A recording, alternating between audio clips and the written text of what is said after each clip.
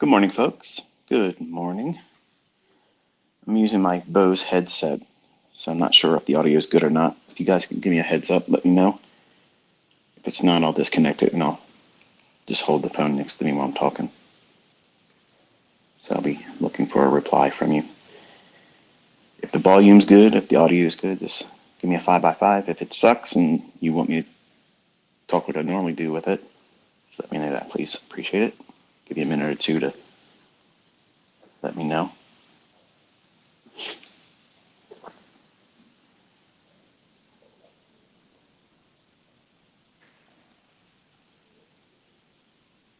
Awesome. Thank you very much for that. All right, so we're talking today on Saturday morning, typical ICT shotgun Saturday. I'm not in a vehicle today. I'm sitting here in my trading office staring at my monitors that are off, reflecting on the fact that I chose to sleep in and not be a part of the morning session yesterday. And my ambitious young one took it upon himself to try to do things that he wasn't prepared to do and drive it until the brakes fall off. I wanted to impress Dad yesterday, and the other side of the coin showed itself and couldn't fix himself. So I spent a little bit of time in the afternoon coaching him, and I spent some time with my older students in the PM session, and kind of like wanted to show what was difficult about yesterday. And obviously waking up later in the morning, I didn't see too much of high probability of anything. In the morning session, it was more or less seek and destroy. Higher highs, lower lows, higher highs, lower lows, back and forth. And then finally, during the lunch hour, kept pressing higher, going into that new week opening gap. Then finally closing on the high at that gap. So I want to kind of talk a little bit about what it was like when I was younger, and also what my son experienced. And in case you don't know, my son has a funded account challenge, or what's it called, a combine, that he wanted to go that route, and that's fine, whatever. Never traded before, and he is one of those individuals that, like, and I mention it a lot of times, where you show somebody something, and even before you're done showing it, that you haven't even got through the entire presentation or illustration or example of it, they want to take it and try to do it too right away. That's my son. He's 100 mile an hour. He's always been that way. He was real quick to get up and walk as a baby, and once he started moving, he doesn't stop. He's just he's going. One of the things I wanted to do, but I felt that was a little bit overbearing, I wanted to have him set up the account where he didn't have access to it without me sitting there. But he's 18, and I felt that was a little bit out of place. And maybe I'm, trying to protect too much, but this is what I didn't want to see happen, at least to this degree. It's not terrible, don't get me wrong, because the account that he tried to work with was the $150,000 funded account combine. So you're not getting 150,000, let's be real, but he was able to see 153,400 something. I think that's what he said the high was yesterday. And he didn't feel that was enough. And he wanted to impress me and try to get it over 155. Well, you know what that means. You probably experienced this as well. And when I was younger, whenever I was doing incrementally good, not that I was trading great because I was new, but the times that I would get in, be profitable, and then not hold the trade because I was either nervous or I second guessed myself, I would close the trade early. And then it would run in my favor. And if I just would have held on to it, it would have hit my target, and that would have been much more satisfying. But because it didn't happen that way, And it's just a typical thing for someone that's new. So if you experience this, or even someone that's never been consistently profitable, whenever you get a win, whether it be small or sizable, you don't really feel good about it because what's happening is new to you. You don't know where it's going. So you feel like you got to close the trade prematurely because you're afraid it's going to become a losing trade. And you really don't know where it's going to go, which is the reason why I teach all of you to learn to draw on liquidity. Where is it likely to go? If you don't have that, you're going to be a victim to your own emotions and you'll psych yourself out. So yesterday morning, he got lucky on his first move. Actually made 831 on a short. Got out actually at a pretty decent location before it reversed and went higher. Now, if he was following the rules, that would have been it. That would have been it, and I wouldn't have been upset had he shown me just that, because the rules were like I have to be there. Like I got to be there next to you. I want to observe what you're doing. No, that wasn't happening. He wanted to get in there and drive it. Well, he did. Went from 153.4, which was $3,400, towards the $9,000 you have to get to before you get funded. I guess that's what they call it. You pass the first phase combine. You drop down to 149,000 and some change. Now that's nothing. Literally, I mean, I could sit there with him this week and tell him, look, go here, do this, do that, do this, and he'll push the button, and we can get right back up to that pre-Friday morning issue. It was very difficult for me not to go off the rails and like be more of a dad than ICT the coach. Like I wanted to tell him, look, that was not something you do. And it could have been the entirety. Like it could have been, well, I guess it couldn't have been really. Now I think about it. They have like a limit and they stop you. So whatever that limit, that threshold is, it keeps you, I guess, from doing more damage to whatever. But he didn't want to say anything to me. And that was the first tip off. so when I got up and I walked out and I saw him, he broke eye contact with me and grabbed all of his, his phone and stuff and started moving around. I'm like, he's not wanting to say anything to me. He was giving me a chance to get my bearings. I just woke up. No. A couple minutes later, he's still not saying anything. So I know right away, okay, what's going on? Is it the girlfriend? And no, it's not the girlfriend. Are we doing anything today? And I think he was hoping it was going to be the answer no. That would guess buy him some time over the weekend. No, we're going to look at the afternoon session. Let's go take a look at it. He goes, well, I want to talk to you about something, Dad. And I was like, oh yeah, what's that? He goes, oh, I did good on the first move this morning. And I was like, you did good what? Like paper? Like you're watching tape reading? He goes, no, I actually did. It was 831. 831. Oh wow! So I'm thinking, man, all right. Even though I wasn't there, I'm a little irritated by that. But then he goes, but I broke some rules. Rules, plural. So right away I'm thinking, okay, you lost the 830. Okay, big deal. I'm preparing myself for that. No, he just says you got to take a look at it to see it. I was like, okay. So I saw it and I was like, okay, you gotta recognize this is the improper way of doing it. Number one, you're driving without someone next to you. Like you're under your provisions still, okay, as a trader. You don't know what you're doing. And I appreciate your enthusiasm. I appreciate your excitement to try to do something, but this isn't a video game. And you don't really know what you're doing yet, which is the reason why I'm sitting next to you, explaining to you what it is that you should be seeing. And I'm evaluating when you want to do something, when you think it's about to be there in terms of a setup, That's why you're talking to me, telling me what you think you see, because then I will tell you that's not that. Wait for the next one. That's the whole purpose of me being next to you. I'm filtering what you think you're seeing. So I'm allowing for you to see it, observe it, but I'm also canceling out the ones that aren't not good. That's the reason why you were having a 100% strike rate. That's the reason why you were going in, getting that move, and it's done, and it had next to no drawdown.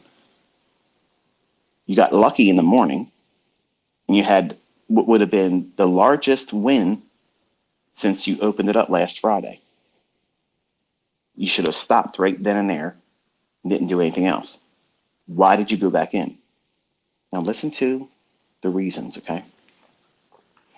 I thought that it was going to keep moving and have a big range day on the daily chart. He saw relative equal lows and he wanted to see it go down to take that out. And he kept trying to do that, not understanding that we had already traded down into a new week opening gap for the week. It had multiple attempts to go lower and was failing to do that. It was the chart basically I shared on Twitter. And the range that it would return back into would be that down move. It's going to trade up into what? Buy side liquidity or premium inefficiencies. So he kept trying and kept trying and kept trying. And he said he had one or two times where he tried to go long, but he was afraid to hold the long because he felt that those relative equal lows was going to be the one that they take out. So he kept pushing, and small little incremental slices took away the 831 and then took away the week of gains and progress that we were able to put onto it. And now he sits at 149. So I told him, I said, well, first and foremost, number one, the rule is this. You do not do this without me next to you. And he's like, that's not going to happen anymore. I know now I'm not ready. And it makes me angry because I thought I could see it. And I was like, you're not going to learn it that quick. Like, this is exactly what all of you listening to me here in this Twitter space tend to do as well. You're just like that impatient person. Like when you're trying to show somebody, I'm a novice magician since I was a child. Okay, I've always enjoyed it. Do card tricks and coin tricks and all that kind of stuff. And invariably, I would always show somebody something. And there's just one guy in the crowd always that wants to pretend or show that they know how it was done. And they try to do it. And of course, they fall on their face and look stupid. And then because they can't do it, then they attack you and say, well, it's really not any trick to it. It's this or that, whatever. That's a weak-minded person. Okay. And everybody comes into trading as a weak-minded person. You're impatient. You want to rush to making money. You want to rush to do something right because you want to feel smart. You want to feel good about yourself. And my son is very results driven. Like he wants to get accolades early. He does well in the sports. He does well in his video games. He's done well academically. He just always wants to do better than everyone else. And that's kind of like ingrained in the DNA from me. Of all my children, he's that one. And I tried to explain to him, I said, listen, this is an industry, this is a thing, okay, that you can't do that in. As much as you're going to be feeling inside that you're going to be able to do that, with this, you won't. Believe me, it's hard for me to tell you that because you're my son, but I'm also telling you because, number one, I thought I was going to be the exception, and I wasn't the exception. And it's very difficult to accept that when it first happens, and you just had it slammed upside your forehead. Right now, you are at that point where most traders that are coming up either go completely into tilt, where they just turn into a gambler, and they don't look at this as they did it, they undid themselves. It isn't a system failure. It means that was recklessness. And you need to understand that was recklessness. You can't do these things and expect it to come out with good outcomes. So to be honest with you, I don't even know how to pull up, the trades. And so if you guys are aware of how to do that, I don't know how to go back and look at, like, if we do a trade in paper trading on TradingView or your live trades, you can see the little executions and it tells you where. I don't know how to do that with the funded accounts. So if you can help me with that, I would love to be able to go back and see what he did. But I don't have that in front of me. I just know that this is the aftermath and this is what he's done. So I got to obviously help him next week to recoup that. But the mental aspects of having done so, he's feeling that. A little bit of embarrassment, a little bit of, his pride being bruised. And as much as it is not fun to see him go through it, when I see some of you come out and say, I did this to myself and I knew what I was doing was wrong, but I still did it and I feel like crap. And I always try to tell you, look, chin up. This is normal. Everybody goes through it. It's true still with my son, but it's different because it's my son. So it's a little weird. I kind of anticipated this coming because I'm pushing him into settings where that's going to happen. But I was hoping it would happen right where I was sitting next to him, and his overzealous nature, he just did it and I wasn't there. So, which is fine. I mean, he's 18. It's his prerogative. He can do that. But I told him, I said, listen, if you want to learn how to do this, you have to submit to this process that this is the way I'm going to do it with you. Otherwise, I'm going to leave you to learning it from the videos alone.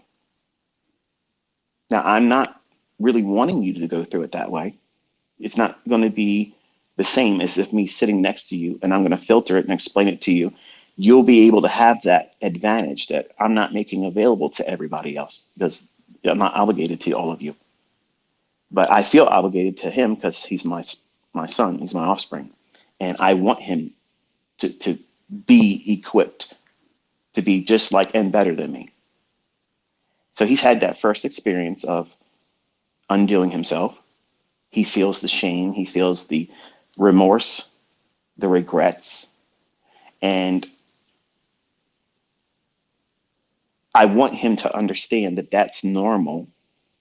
So you're going to have times when you're just going to do it. You're going to do that. You're going to feel confident about yourself. You're going to be overconfident. You're going to have a losing trade. Or you'll have that experience where you made money. It felt great. You want to do it again because you feel like it's going to move even more. And then you try to go back in again and it's not doing what you want it to do. And then now you got to go into fixing. You're starting to put fires out that you started yourself. But you don't realize it's not water that you're pouring on the fire. You're pouring gasoline on it. And it accelerates. And that wildfire spreads and it eats into not only the gain that you were unsatisfied with, but now it starts eating into equity that you worked hard for to build up. And then enter into drawdown. And that threshold, it's okay to lose what you made on a trading day. It's easy to tolerate that. It's just frustration. Yeah, it sucks a little bit. But then when you eat up what you worked for a week or a month or so, that really hurts. That's like a kick in the joint. You don't really like that. It sucks. And especially if you go into a weekend as a trader, that really, really stings. And it takes the pleasure out of everything. Food don't taste as well. Friends, company, it irritates the shit out of you. Everything is heightened. And it feels like thorns. No comfort. No rest. And you punish yourself. He's feeling that. But when you get into drawdown, where you go beyond where you started, and you did it to yourself, and you just recklessly plunge in there trying to get it back quickly, and you just keep doing more damage, I think that's actually a good thing that the funded account companies have that threshold where they stop you. It's like you can't do anymore. That's it. You've done enough. And it makes you have to take a step back and reevaluate what you're doing. Now, he doesn't know why it didn't work. He just thought he saw the things that he's supposed to be looking for. What did he have wrong? Apart from going back in when he had a really respectful return, $831. That's a nice little return. That's actually above the range of target that I had set forth for him, saying, look, this is all you're trying to do. You're trying to do this, nothing else. You're not trying to get rich. You're not trying to blow it up. You're not trying to pass the combine in a week. You're not trying to pass it in 5 days. Okay. We set the pace for 2 weeks. 2 weeks. That means next Friday, his target should have been reaching I guess it would be part 2 or phase 2 of it. And he was well on track with that.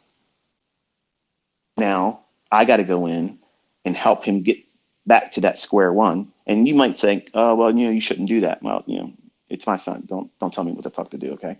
But I'm sharing something with you that I'm not obligated to share.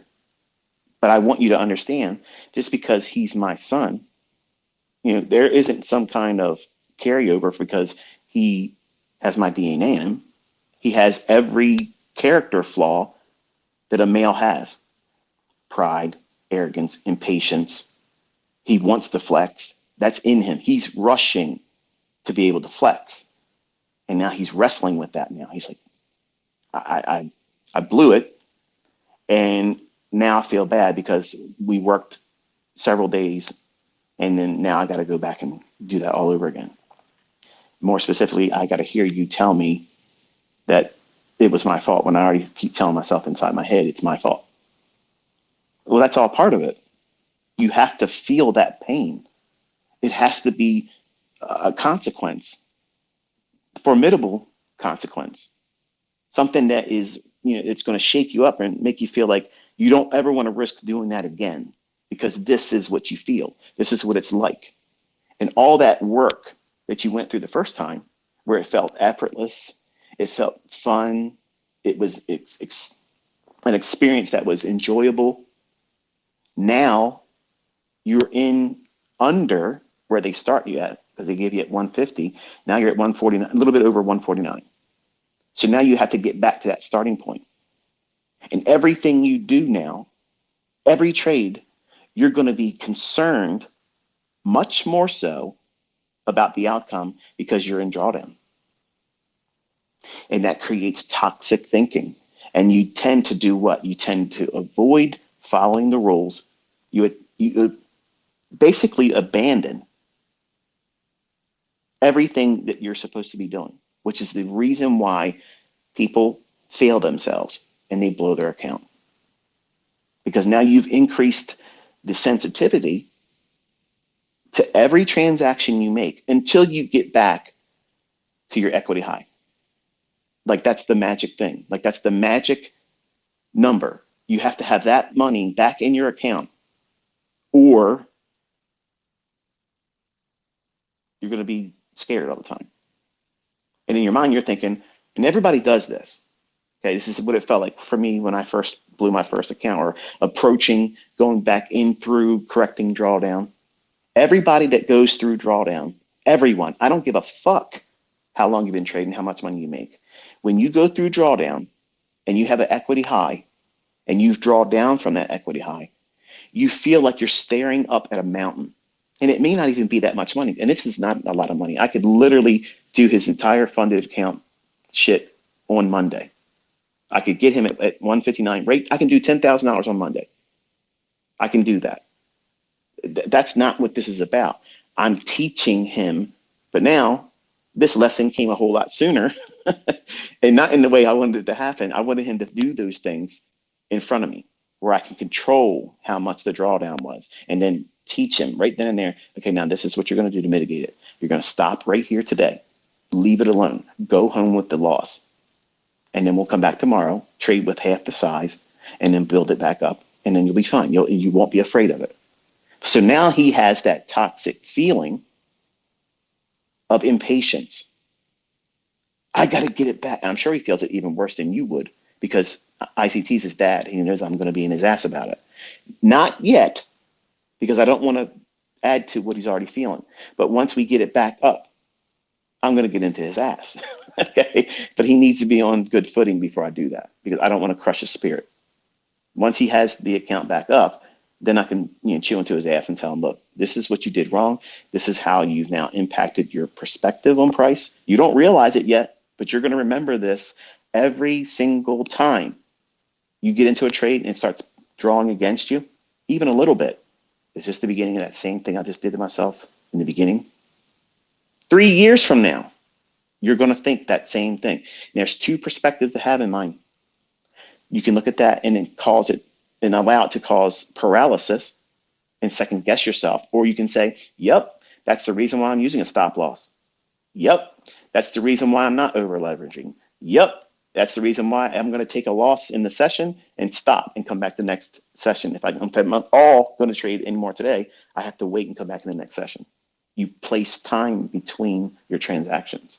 Because if you're trading when you take a loss and you go right back in, unless you have a lot of experience, it's better for you to take a step away, put time between that, because you have chemicals coursing through your bloodstream that are really having an impact on how you see things.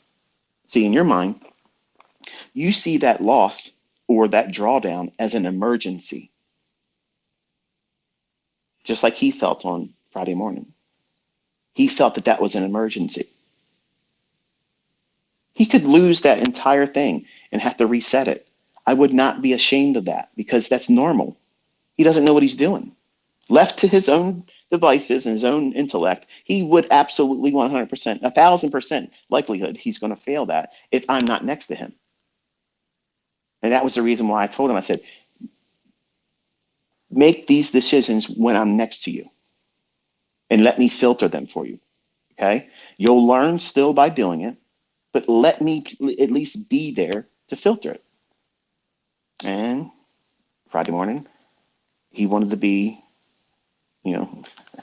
18 in life to go mentality. He's going to go out there and be a murderer and kill it. And bottom line is, he wasn't ready. And he found out by shock and awe that he was absolutely not ready. And if they didn't have that threshold of stopping him, he probably would have done more damage. Because listening to him, I didn't get any kind of indication that he had any brakes. So he was pushing and pushing until the brakes came off.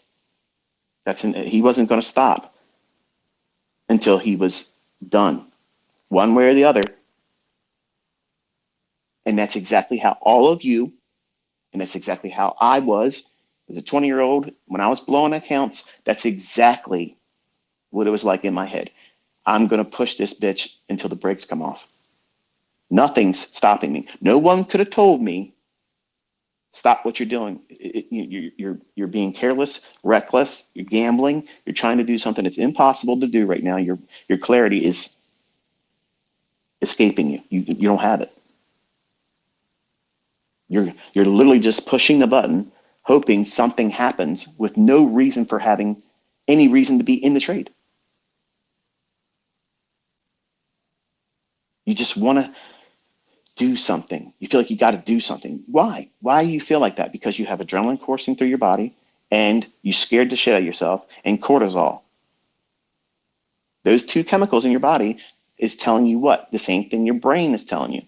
You've made it a emergency. You're lying to yourself by saying, I should be panicking right now, when you shouldn't be. The opposite. As soon as you start feeling emotional about it, like you have to take the trade, you've got to get in there, that is the clearest indication to turn them fucking charts off. Leave your house, go for a drive with your phone not in your hand, and spend at least 30 minutes away. You got to let those chemicals and imbalances burn off, because you're literally under the influence of high stress chemicals that our bodies produce to enable us to fight or run away. It's fight or flight. And you're sitting here in front of these charts telling yourself that there's an emergency that you've created.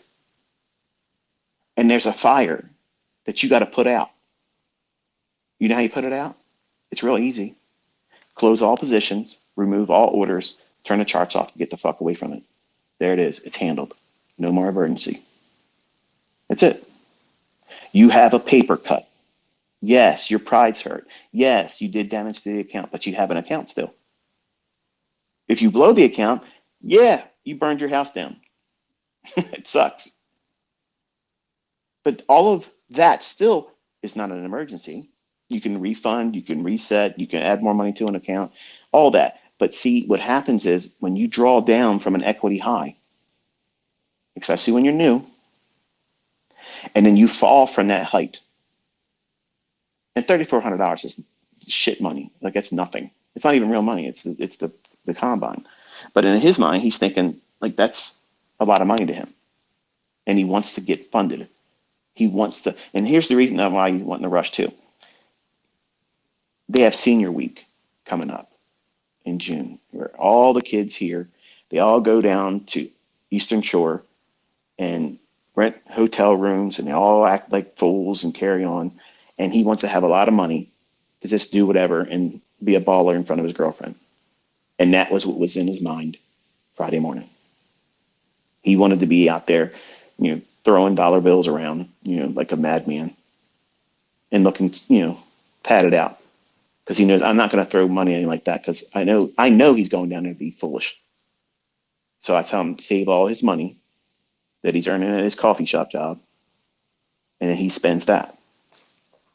So of course, being a young man, he wants to have more than that. So when you have these equity highs that you slip away from and you have drawdown, it literally feels like you're walking up to a mountain and you're looking up, getting a kink in your neck as you look up at the height, and you tell yourself, I gotta get all the way back up there. When before, when you were building it up, you didn't look at that like that. You were just trying to take one trade at a time. It was just one step at a time, like a rock climber. Where's my next foothold? Where's my next gripping point? That's all you cared about. You're doing the right thing. That's following the model. Now what's happening is when you are in drawdown, you're looking up at that mountain, that peak that you slid down from. And you're thinking, how am I going to get back up there? Well, fuck, how did you get there the first time? Incremental, modular steps. Basic, boring, following the rules, doing this, expecting that, doing this, expecting that, one piece at a time. Think about it. Before you go into drawdown, you're not trying to do crazy shit. You're just trying to do what's the next trade. Do that. Stop. Make your money, be done, turn the charts off, wait for the next session, wait for the next trading day. It's business. But now you're looking at that same business that you now have a loss. You're in drawdown. You're looking up at that old equity high, and you're telling yourself, this is going to be so hard to get back up to that. I just want to get through it really, really fast. And you're wrestling with these impulsive feelings that you got to get in there and just do really big trades, because you just got to get through it. The quicker I can climb back up there, the better. When that's absolutely the worst mentality to have. You need to tell yourself the same thing you did before. I'm going to find my next setup based on the model. I'm going to risk less money. I'm submitting to the idea now because I have to do this at a longer duration. I've pushed my finish line further away from me in time because I've created this drawdown. The drawdown is not it's not an end of a career. It's it's a struggling point you have to wrestle through, yes. But the wonderful thing is, once you go through that first drawdown and you mitigate all of that, but you do so correctly. The worst thing you can do is go in there and YOLO, you only live once type trading, to try to get it all back in one fell swoop. It's over. Because what you'll think if you are able to do that by luck is that you're better than you really are. And that drawdown has not had any lasting impression on you to prevent you from being reckless in the future. So you're looking up at that peak, that equity high that you drew down from, losing trade here, losing trade there, and now you're in drawdown. You're not to look at that and say, I got to quickly get back there. No, you don't. Because when you were taking your trades that got you there, you didn't say, I have to be there by this day. Nobody had that mentality, that mindset. When you were getting to that equity high, you were just taking one trade, next trade, next trade. That's all you're doing. But now, because you're in drawdown, your whole entire perspective about yourself, your abilities, and how it is that you're going to get back up there is completely distorted. That's what makes drawdown become a blown account. Not understanding that mentality that you're now holding is extremely fragile. It's so brittle that the next trade you put on, you're going to be so hypersensitive to every little fluctuation that it's going to make you scared. You're going to be impatient about it. You will not be willing to sit through the stop being hit again. You're going to be more likely to not want to use a stop loss like he did on Friday morning. And then when you don't have a stop and it goes past what your stop would have been, you'll be wrestling with, well, if I get out, it might be just going just past where my stop would have been, and then it reverses. And you start telling yourself that bullshit. You start giving yourself pillow talk on a one-night stand. Oh, honey, I really enjoyed the time with you. Let me just stay a little bit longer with you. When really you just want them to fall asleep so you can sneak out. You know you shouldn't be in that trade, but you start doing pillow talk. Yeah, I'll be all right. It's probably going to turn around, and the whole time it's just going deeper into you, running that sword deeper into you, and more damage is being done. And then finally you can't handle it and you get out. And then it moves in your favor. Not because your trade would have panned out, but because it's simply just doing something else. But your mind's going to see, oh, see, I did it wrong. And now you're going to go in there and chase it again. That's exactly what goes on in every trader's mind. When they're in drawdown, that's exactly what it is. So the only thing that is actually good about this is it happened on a Friday. So it forces 48 hours of decompression. You have to take time. You have to reset yourself. You got to remind yourself with positive self-talk that nothing has changed. These markets are still going to book the same way they book all the time. They're going to run for liquidity. They're going to go from premium to discount, discount to premium. They're going to run to inefficiencies. Everything's going to operate on time. You just did something incorrect. In this moment, because he's new, he doesn't have but just a couple of days of journals to look at. So he doesn't really have a plethora of experience of leaning back on when it was good. This is why it's essential for you to be demoing, well, not demoing, to be journaling. That way, when you start practicing with forward testing and you feel like you have encountered a period where maybe they changed the algorithm, they're not changing shit, but you'll feel like everything's broke because you're just doing it wrong. And you'll feel depressed. You'll feel like you're not getting it. You go back to your journal and you read those entries where you saw this coming. The chart looks like this, and you feel better about it. And it gives you the motivation. It cheerleads you through it. He doesn't have that. So it's a lot harder for him right now because he's shamed, wanted to impress dad, wanted to do well, wanted to do something independent, all of himself. And then he did that. So $4,000 of what would be considered, drawdown is nothing. That's a morning session on a couple contracts for me.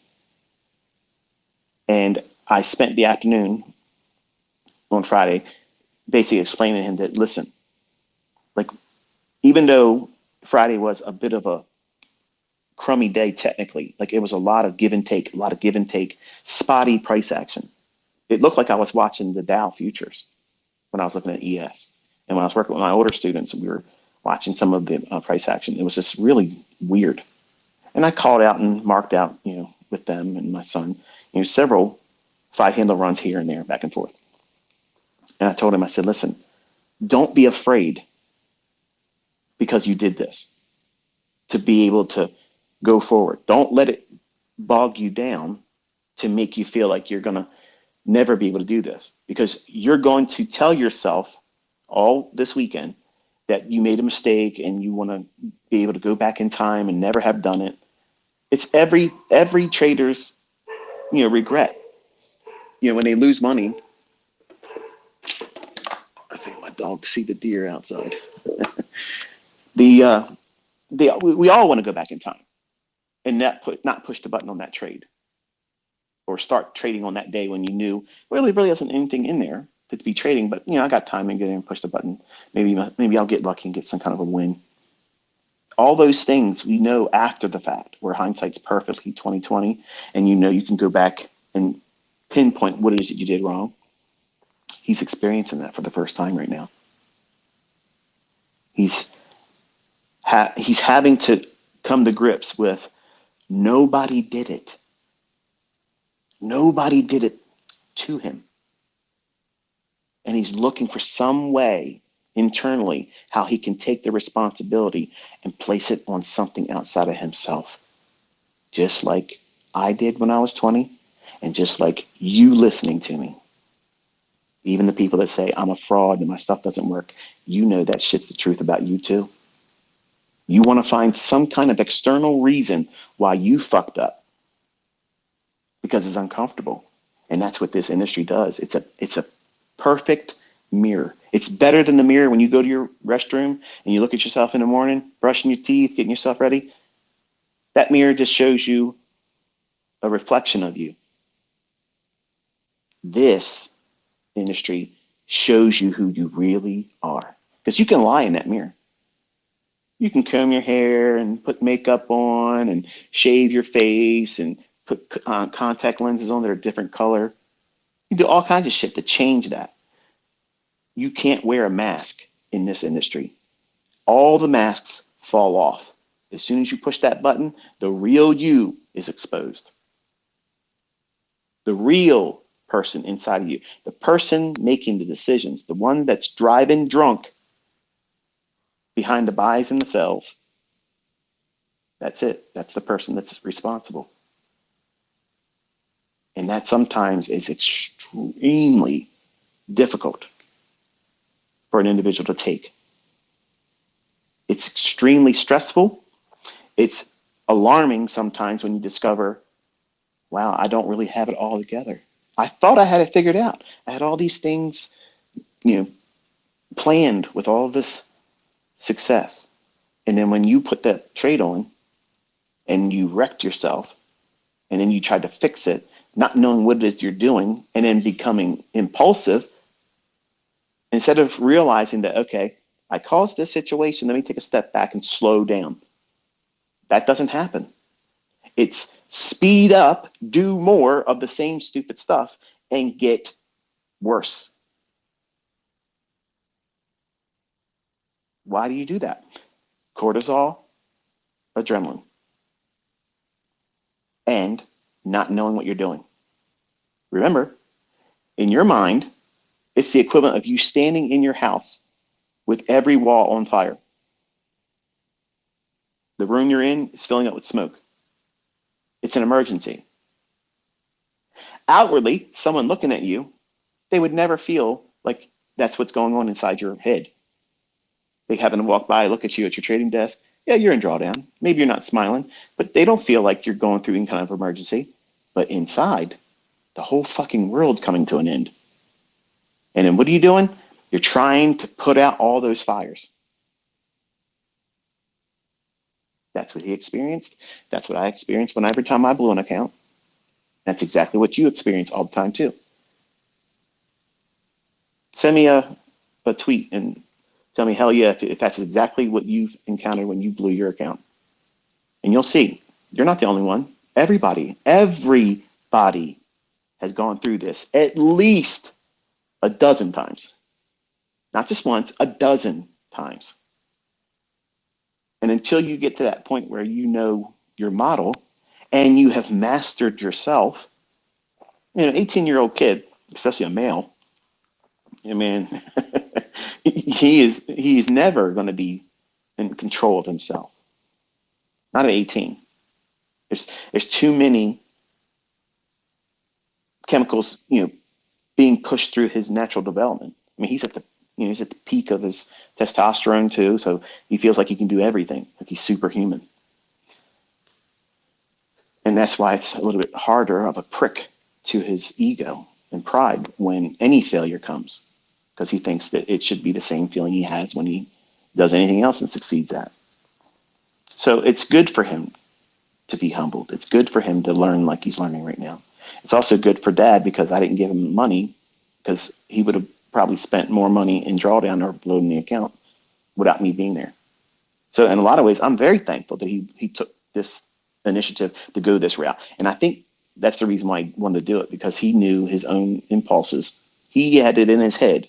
He didn't tell me, but I can tell you now, as I'm talking to you about and thinking about it, he had that in mind. Once he figured out what he thought he was going to be able to do, as soon as he felt that he could do that, when he was given the car keys without me in the car with him, riding shotgun, he was just going to go, he's going to go drive to town, and he was going to drive it until the brakes came off. And thankfully, he ran out of gas. And that threshold that they put you through, or two, and stop you, that's what he hit. So he didn't go off the bridge, but he hit a tree. So now he has damage that he has to get corrected.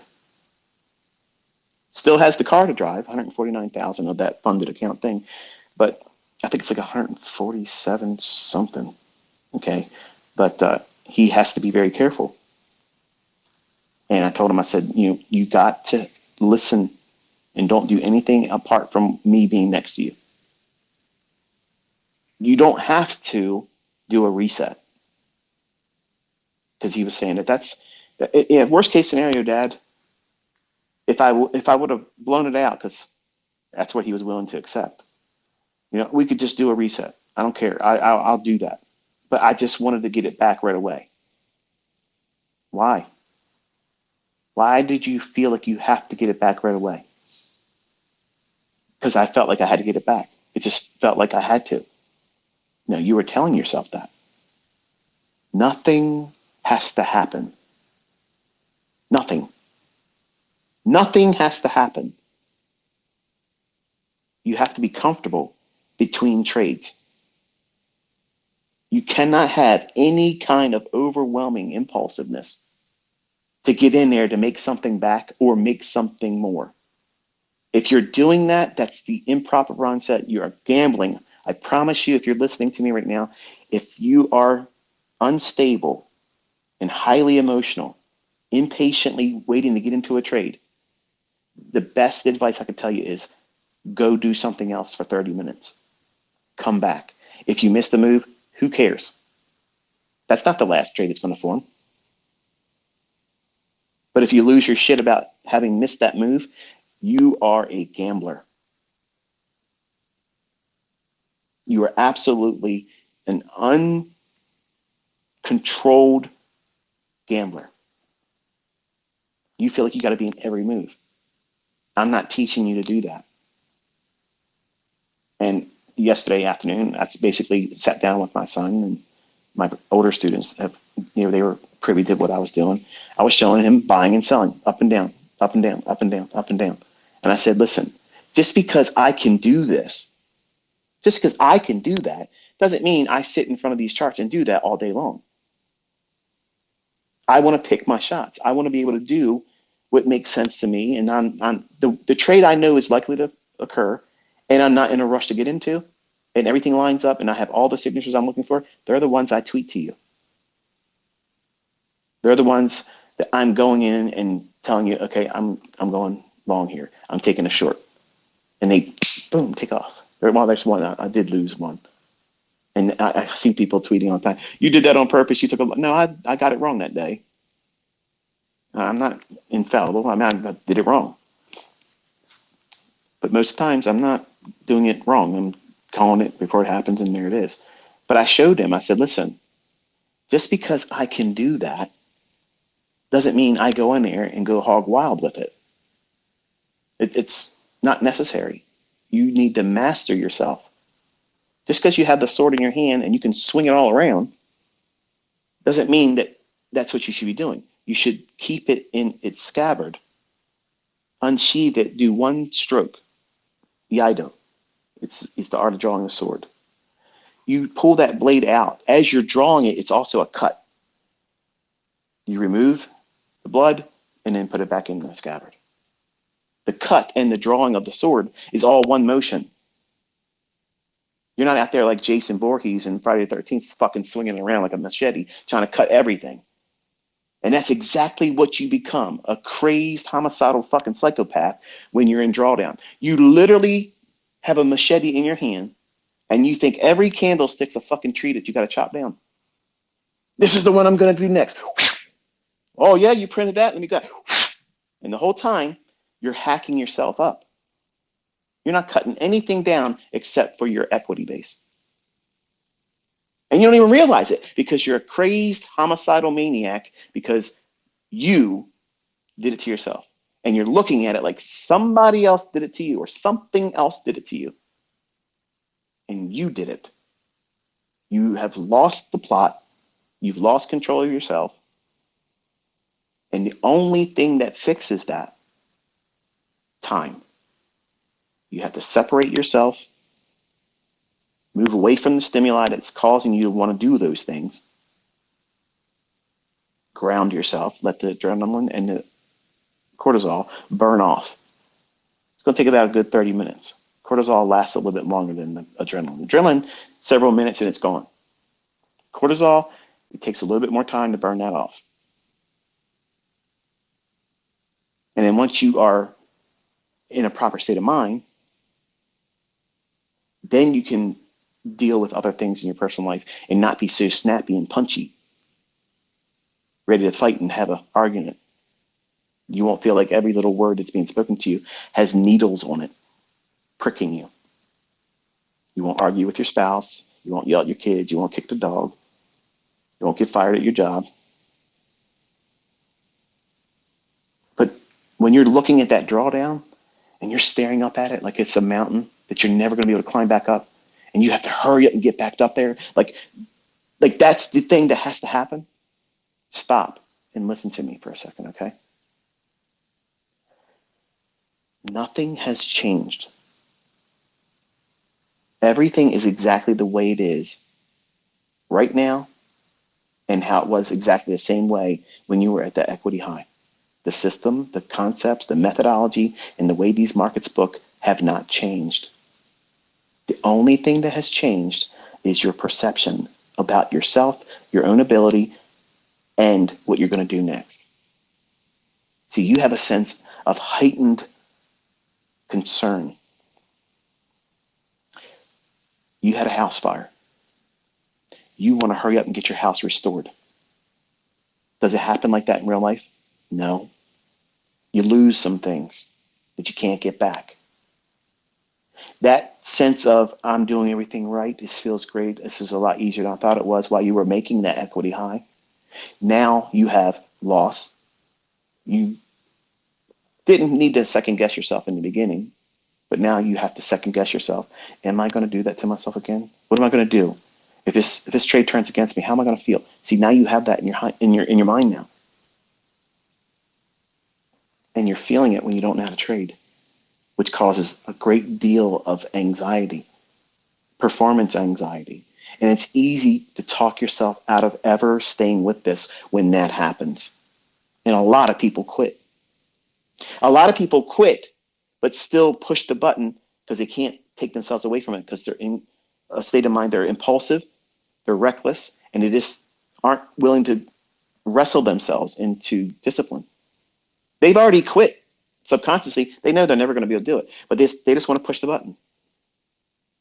Much like I mentioned before in a Twitter space, and I think I talked about it one time on a YouTube video lecture somewhere. On my first year honeymoon, I told you I took $100. That's all I had to take input into a, what do you call them? The slot machines. I could have brought more, but all I wanted to bring was $100 because I knew the chance of me making any money off of that is next to none. So I limited myself to $100. And I tried eventually, after being there for hours, trying to lose the $100. Like I was down, just wanted to be done with it, but I didn't want to walk away because I was like, this is stupid. Like I just want to lose it and be done. That's exactly what happens when you trade with the state of mind that my son has right now. You want to be able to say that you got pushed out of it by some external force. Yeah, stupid brokers. Yeah, the stupid market makers. They did it to me again. They got my stop. Oh, because then it makes it a lot easier to deal with. You didn't mess up. It was somebody else that did it to you. You didn't do anything wrong. You did everything wrong. You did everything wrong. And you have no sense of responsibility. And unfortunately, in this industry, responsibility is always yours. It's yours. It's not mine as the mentor. It's not your broker's. It's not the funded account company. It's not the company that you keep. It's not your spouse. It's yours. And some people that come into my fold or in this industry don't ever have the responsibility that's required to be a trader.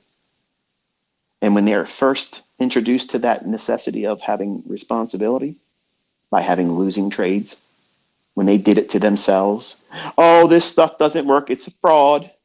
It's a scam. Despite how many times have I shown you beforehand what's going to happen. You've seen me executing trades. You have seen me use a live account. It's on my YouTube channel. I showed you every day logging into it. I showed you losing trades. I showed you drawdown, correcting the drawdown, doubling the account in 5 weeks with one contract. But you didn't show 30 years of that. Get the fuck out of here. I don't need to. I'm showing you every day what it's going to do. Everybody that has a weak mind, they're going to manifest that outwardly in this industry when they suck ass. You can see who the weak people are, the people that chat too much. These things don't work. These things aren't profitable. These people are broke. They're in that state of mind that my son's feeling right now, and they never got out of it. They never got out of it. They're the guy that never got picked to be on the team. They're the last one picked, and they got a chip on their shoulder. My son has a chip on his shoulder right now. And I'm eager to see how he contends with that because he's extremely competitive, very competitive. He has told me to my face, and I love it. He goes, Dad, I'm going to be better than you. And damn it, I fucking want to see it. I want to see it. I want to do everything I can to make that fucking happen. I want that. I want to see it. I hope I live long enough to see him smoke my ass and be able to do it way better than me. I want that. And how he handles this moment right now, this one here, it's like a ember. It's not a flame. It's just a small little ember. And I'm trying to handle it extremely delicately. I don't want it to go out, but I also don't want to drop it into a combustible liquid that would turn into a wildfire, because then you get reckless, screw jobs like you see on the internet. They're just wired differently now because they're bent. They're not successful. They go around calling everybody a fraud, and they don't produce anything to show that they can be a trader that's consistent. The only thing to talk about is toxic stuff, pointing out anything that's could be viewed as subpar. but not acknowledging the things that are working and being called into account before it happens. I want to keep his passion burning. Like, I don't want to smolder it, which is why I said earlier, I want to jump his ass as his dad. Like, you fucked up, but it's not the right time to do that. When we get back to the equity high, then I'm going to chew his fucking ass out. He'll be in a better position because he can see, okay, yeah, I get it, Dad. I watched what we did to get it back here. It's fine.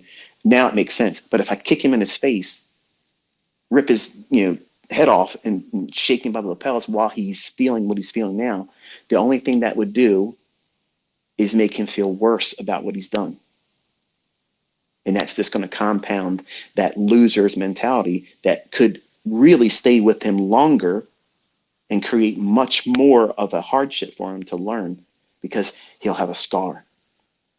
See, he's not looking at me as the reason that I didn't inflict the scar that he's going to have.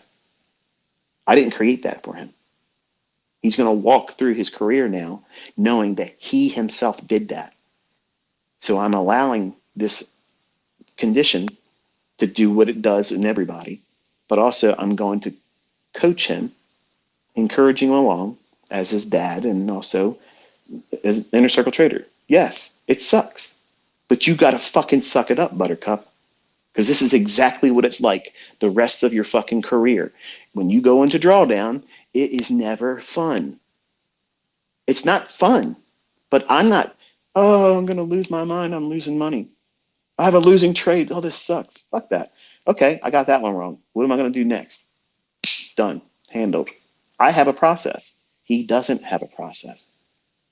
You didn't have a process when you went into drawdown, and then when you eventually blew your account, you had no process.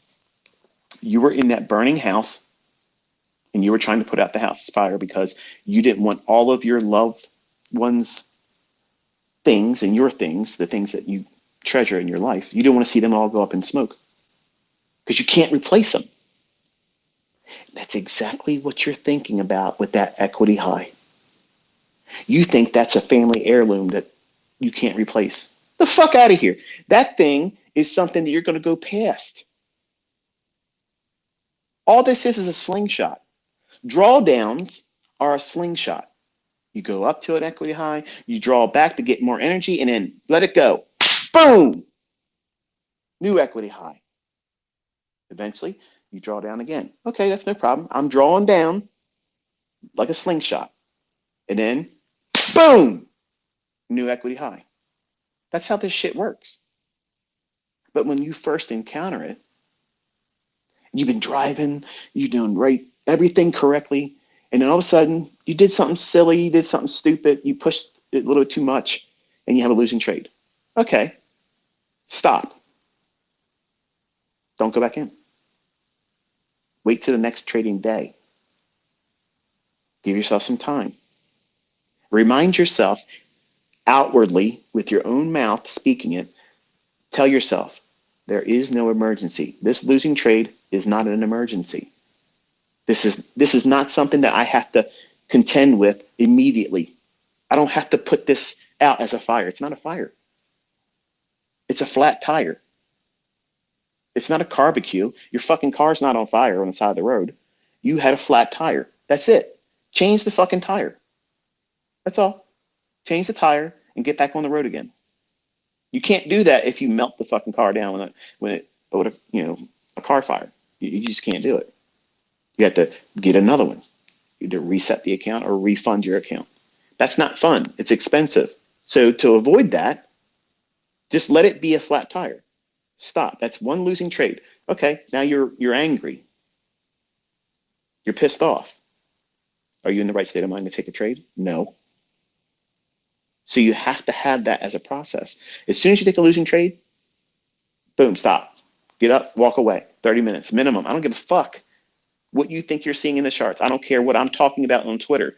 Oh, it's going to be a big day. It's going to do this. It's going to draw here. Stop. Turn my ass off on Twitter. Don't look at social media. Turn your charts off. Leave for 30 minutes. Minimum. And when you come back, if you feel impulsive, like you've got to be doing something, you are in a gambler's mindset and do not absolutely touch anything. But it's hard to pick up on all that unless you put some time between your loss and your next entry. I promise you, your next entry is going to be impulsive. It's going to be just reckless, stupid shit. Everybody does that. Everybody does that on their first drawdown. Everybody does it. It's weird. I literally, it would be amazing if people would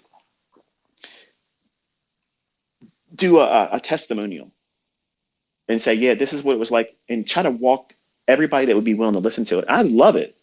Like, I would love it if there would be a channel on YouTube. And I'm willing to be the one to do the first submission to it. What it was like on my first losing trade that took me into drawdown and I blew my first account. I would absolutely have no problem doing that, with the expectation that other people would do it too. And you would hear? It would be like someone saying the same thing from the same fucking script. It's amazing how it always happens. It's the same shit. What goes on in our mind, what we're thinking, what we're fearful of, what we have to do right away. It needs to happen right now, for fuck's sake. I got to get my money back. No, you don't. No, you don't. You don't need to do that. But you do when you're live streaming, and you got to make yourself look smart. You're going to prove to the world you can trade better than ICT. Fuck, maximum loss day. That was insane. Man, I wish he'd start YouTube and live again. Missing it.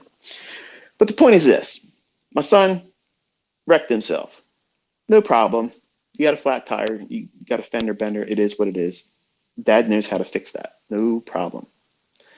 But I can't fix what he's holding on in his brain as things to worry about, what to focus on. That needs to be guided, instructed, navigated with proper encouragement, but still allowing for that sting. I need that to be there for at least another week or so. Like, he needs to fear himself, not the market, because that's what it's like when this industry puts you through something like this. It exposes you. It doesn't make your method, the teacher that taught you, the concept itself, it doesn't make any of that any different than what it was before you did something improper. It makes you shine a spotlight right on you. You, the operator, the person that pushed that button, the person that opened themselves up to risk. You were the one driving the car. You were the one that got drunk. You were the one that caused all that carnage. And you have to own it. And some people that come to this industry aren't equipped to own it. They want to blame everything and someone else for their stupidity, their impulsiveness, their lack of self-control. And you have to own it. And you have to be strong and identify it. As soon as you start feeling that way, identify what it is. It's not weakness to stop trading. It's not weakness to go home and draw down. That is not weakness. That is absolutely the right way to do it. You have to be able to take losses. Go home with them. It's okay. The market's going to be there. Opportunities will present themselves again. And that equity high is not a family heirloom that you've lost in a fire. It's not an insurmountable peak on a mountain that you're never going to be able to get back to. It's not Mount Everest. I don't know if you ever noticed or there's a lot of documentaries about Mount Everest rather. And I would never climb that place. I would never do that. I'm afraid of heights. I ain't going to be afraid to say it. I have vertigo. And if I watch a video on YouTube where people are really high up, I literally feel like I'm falling off the couch. And I'm in my home. But I literally feel like I'm going to fall looking like that. I don't have the ability to handle that. But you're not looking at that equity high that you slip down and draw down from and viewing that as Mount Everest. And listening to the documentaries about Mount Everest, there's a lot of people that climb up there and die up there. And they can't go up there and get them. That's where they drop. That's where they lay. And the cold temperature just keeps them, how they were when they dropped. Just because you want to climb back up there again, you don't want to die on the ascent, much like a lot of people do trying to climb Mount Everest. Healthy, fit people have died climbing up there. They went too fast. You have to go up a little while, rest, let yourself get accustomed to that height. Same way when you're coming down, much like a scuba diver. You go down, you have to go down at a controlled pace. And you got to come up a controlled pace to allow the blood to regulate. Otherwise, you'll get the bends. And that's not fun. But that equity high that you fell from, you're going to go there again, but you don't have to go there right away. It's just like when you went to your favorite vacation destination. You went there, the drive was great. You couldn't wait to see the new equity high in your new trades. Okay, great. You get a new equity high. Wonderful. You show your wife, okay, big deal. It's a new high score. And then you want to impress her. What do? Take the next trade because you feel like you're right there. It's almost at that target I'm looking for. This is another thing I'd like to see. How many people did their ass in when they were just trying to get to a target that they have already assigned? Like, I have to get to this level. This is my target. And they may have got out of a trade that just fell short. Like I'm talking like 20 fucking bucks. Something so simple like that. I just missed my target. As a 20-year-old, I did stupid shit like that. I was trading copper one time. And I literally fell short of it one point. And that would have been the number that I was aiming for. And there was time still left in the day. I said, all right, let me just go in here real quick and do one more. In that one single contract, trying to get to that level, it was a losing trade.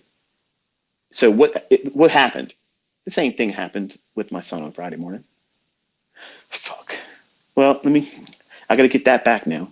I don't care if I get my target today. I got to get that back because that's just not going to be acceptable. So I did another trade, and it was another losing trade. So now I'm in the wrong state of mind, but I don't know this.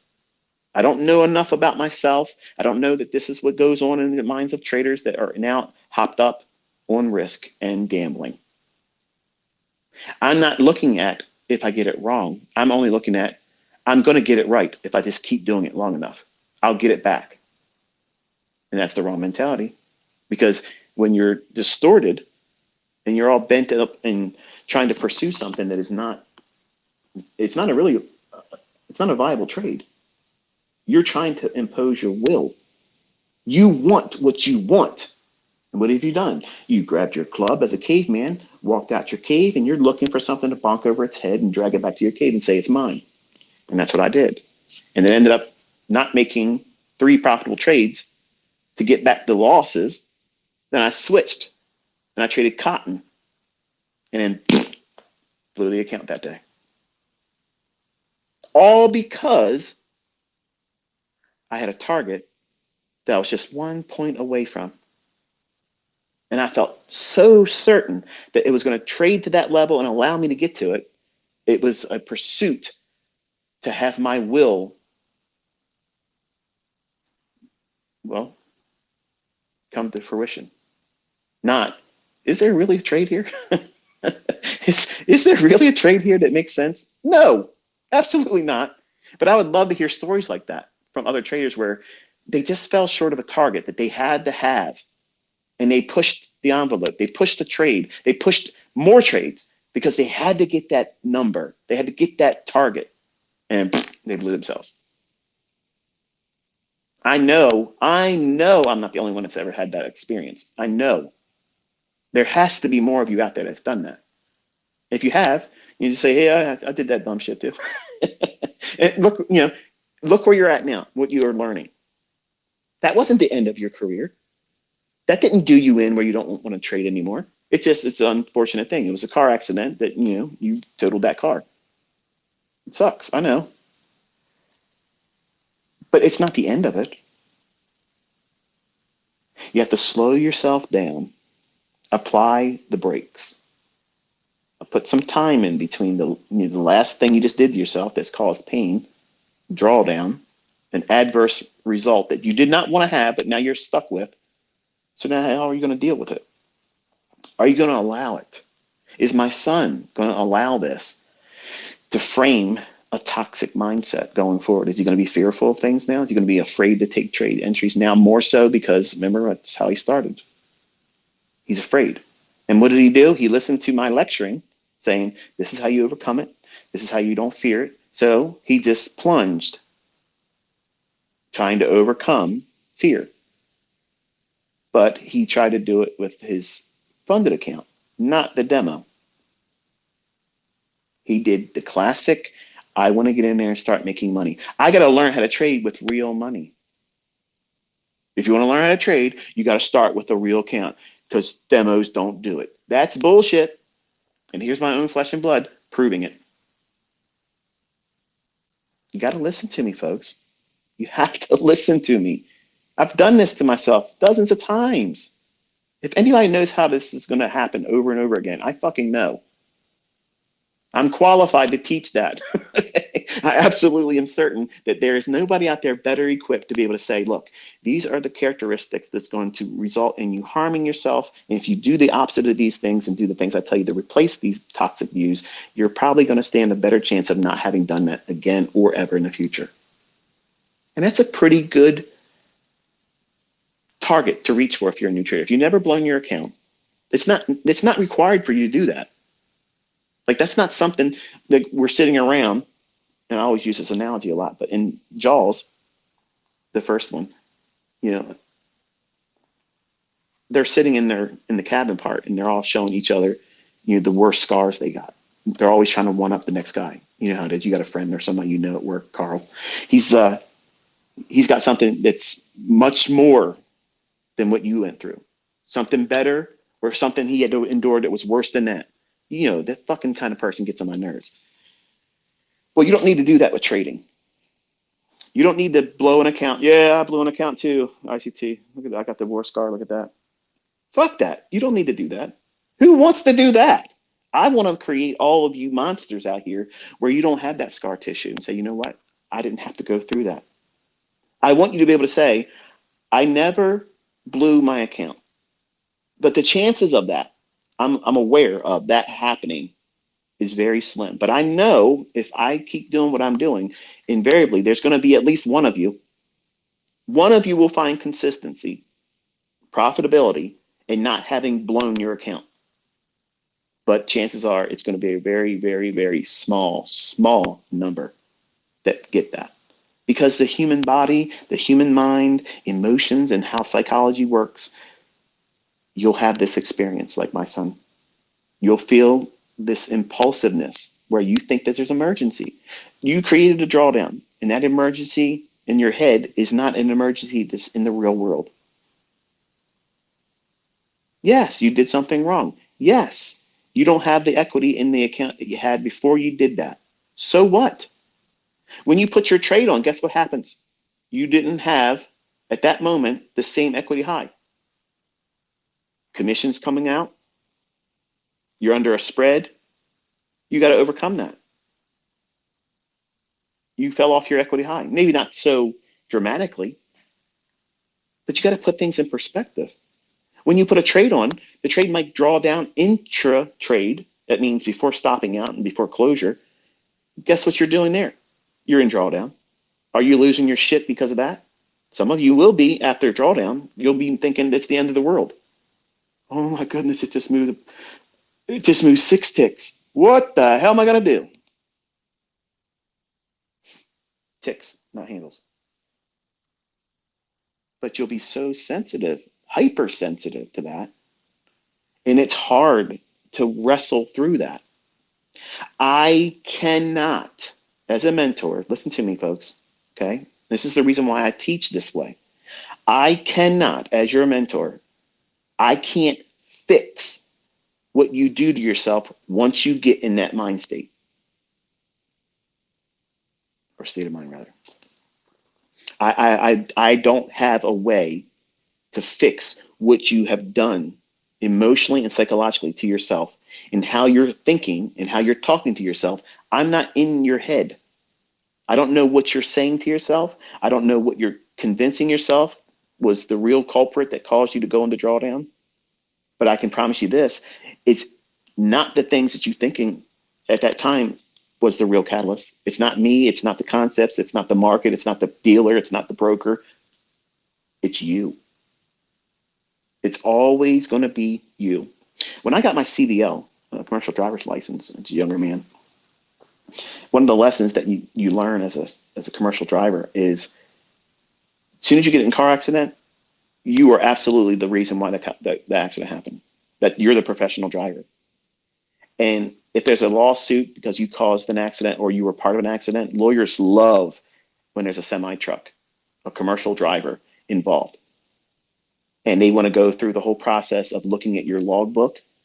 And if your logbook isn't up to par, if you fake a logbook or if you do two logbooks, because back in the days, that's how it used to be. And you could run illegal long term and, or not long, like long haul. And you could do a lot more hauls, which were illegal to do that. But long story short, they wanted to look at your logs. And if you lied on your log and you're saying that you were here at this time, you came on duty, started driving at this time, but you are further away from that, that lawyer has a slam dunk case because he's saying, here's your logbook where this is a federal document now. Like you are logging this, much like an airline pilot. Because when you're driving a tractor trailer, this shit is an airplane on the ground without wings. So everything you're doing with this machinery is regulated. So if you're lying on your chart where you're doing your change of duty status from off duty, not driving to driving, and you're speeding, and you've been speeding for a while and you covered a lot more distance. If you get pulled over or have an accident, the trooper or the person that's going to be able to look at your logbook, he sees that there's no way where you came on duty and where you are right now, there's no way you could have done that. So he has a slam dunk case as a lawyer, because if I was the lawyer, I'd go in and say, okay, listen, you're absolutely at fault because by your own testimony in your logbook, it states that you were coming on duty in this town of this state at that time. How the hell are you able to be in this accident? If you came on duty there, that means you were speeding. If you're going to go into court in a situation like that, that lawyer is going to win every fucking time because he's going to say, if you were really doing this, this accident never would have happened and my clients wouldn't be injured or have their property damaged. And that's exactly what happens to tractor trailer drivers when they go to court. The lawyers always go through the logbooks because it's a slam dunk, guaranteed that they're winning. And the driver may not have been the real reason for the accident, but because that tractor trailer is in part of it, they're going to get it. They're the professional driver.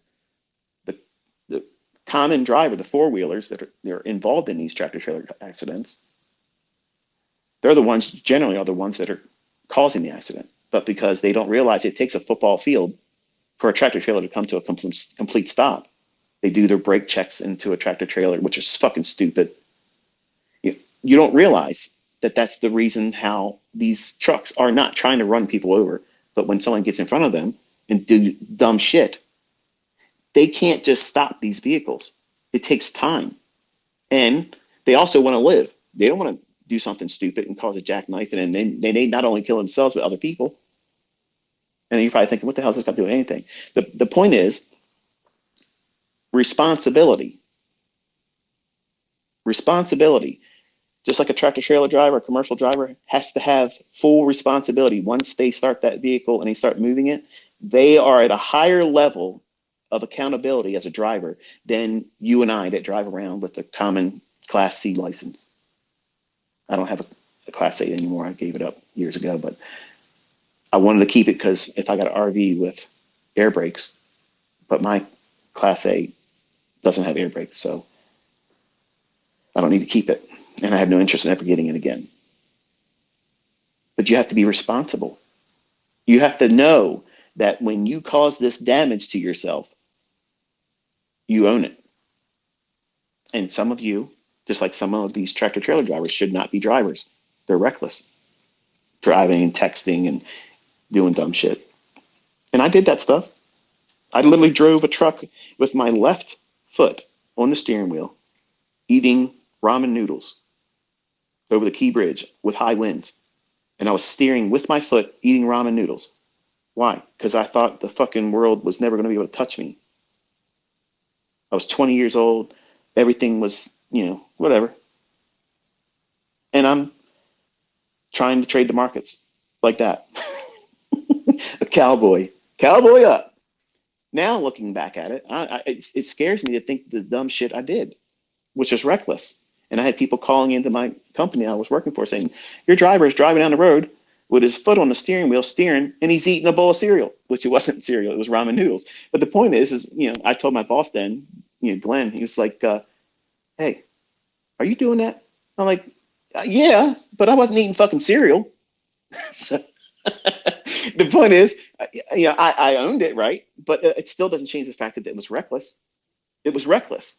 A high wind could have took me, into the other lane, and I could not have not over, but I couldn't have compensated for that and steered it properly because I was using my fucking foot to steer while I was eating, which was dumb. But that's what arrogance is like when you're a 20-year-old.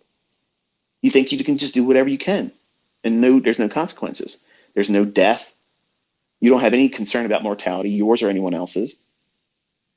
And when you're young and you're in a market like this, that same type of reckless abandonment materializes. And now when you're met with drawdown, that cracks that sphere of invincibility, that force field that you thought you had all this time because you're young and you think you're going to live forever. And even if you break a bone, who gives a shit? You're young enough, it won't be that big of a deal. Now you lost your force field. Something got inside and touched you. And drawdown shows you how you're going to react. Not just then, but how you're going to react in the future every time you go through drawdown. And if you don't handle it properly or learn how to do it appropriately and talk yourself through it, remind yourself there is no emergency, you will be stressed out always as a trader, even being profitable. And that sounds like it could be technically impossible. How can you be highly stressed out but still profitable? High stakes trading. High stakes trading.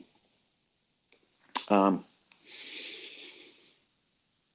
just going to say this, and Tom Hugard, we've been talking in private. He knows that I respect him, and I'm not saying anything out of place here. It's not to say anything bad, but I don't subscribe to his approach to trading because he bets a lot. He bets a lot, and he's allowing himself and the people that follow him go through wild swings of profitability and drawdown. Profitability and drawdown. And as a younger man, that would have been fine for me. Like I didn't care about that. But over time, blowing out accounts and having just horrendous drawdowns and periods of not being able to turn it around, it made me not want to be able to do that. Like I don't want to stomach that. Like I want to be in, precisely know what I'm looking for, and not see those types of wild, crazy equity swings. So to me, high stakes trading is high stress trading. And it may feel euphoric when you win and you feel like you've did an Olympic feat, and you have technically. I'm not trying to take away from any of that because it really is impressive when it works. But the problem is you're going through that process and you're placing your body under so much stress. So much stress. When you constantly pump in cortisol in your body, it's actually having an effect on your vascular system. The valves in your arteries and veins, all that stuff, it's beat up. It's not meant to have that. Like racing fuel in a car. Yeah, it's go, go, go, baby, but it tears it up. Like you can't do these these things to yourself long term and not have a consequence.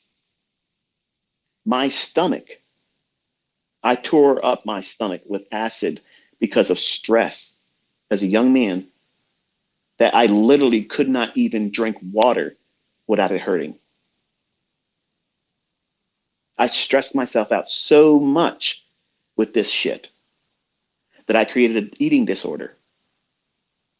Went down to 150 pounds. I was 195 pounds and I was put together. Like I was Mr. Wonderful in my eyes. But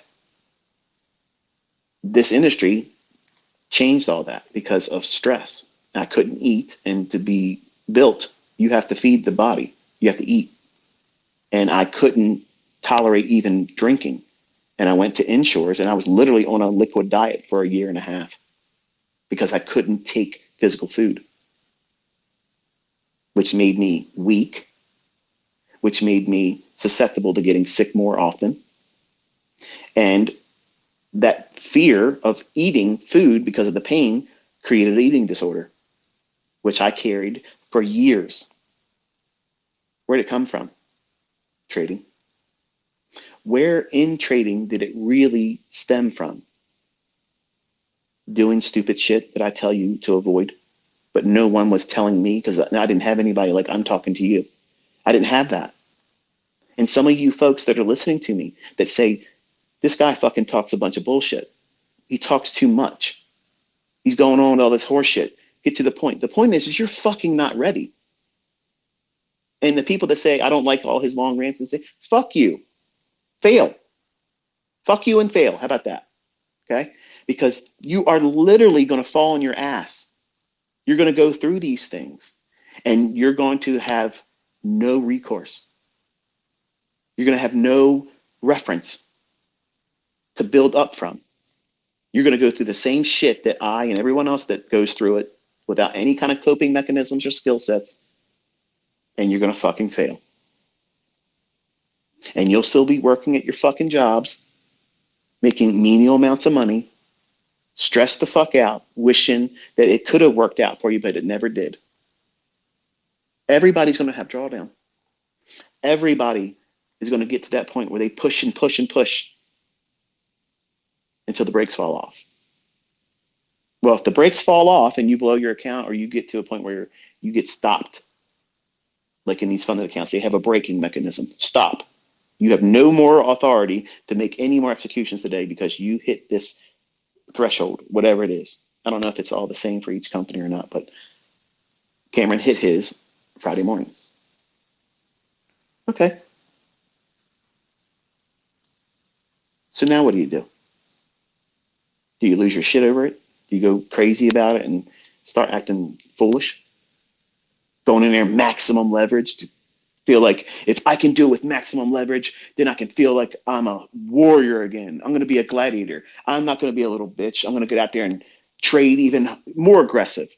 It's a battle, and I'm not a pussy. I'm going to go out there and do it the right way, like a man. They're going to carry me out on a stretcher. Fuck them. I'm not going to tap out. Put me to sleep. That shit don't work in this industry. Okay? This ain't the fucking UFC. This shit is money. And money has a lot of influence. It has a lot of control. It has a lot of power over your mind. That's all it has, over your mind. That's why people try to keep up with the Joneses. That's why people get out on the internet and say they're super rich, multimillionaire, and everybody else is broke.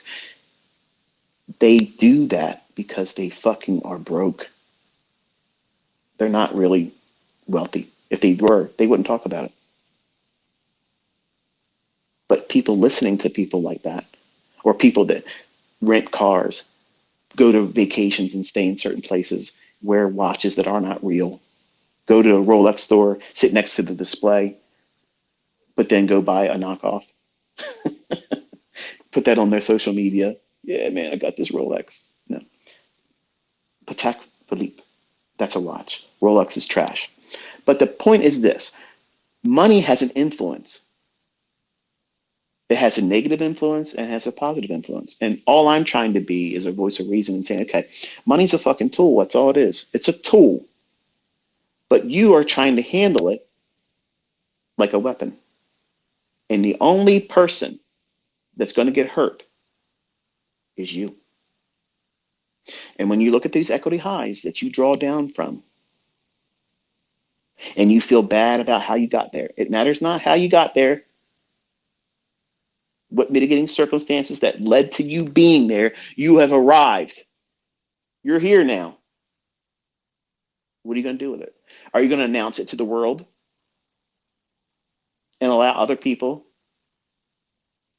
to critique that, laugh, and troll you, and compound that feeling that you went through it? And now you had other people coming in when they secretly suck ass and they can't do shit, and they're Carl at work, but masquerading online like they're somebody special, highly opinionated, but they can't do shit, can't trade, can't fucking prove nothing. These people are going to make you feel even worse about yourself, which is why I say don't invite other people into your trading. You don't want to have anybody else's input. The only input that matters is your journal. That's the only one that matters. And if you take that drawdown and you treat it as an opportunity to improve yourself, improve on how you see yourself, how you see the market, and also to remind yourself, you know what? This was all self-inflicted. I'll say it again.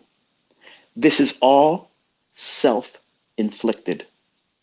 Nobody pushed that button but you. You did that.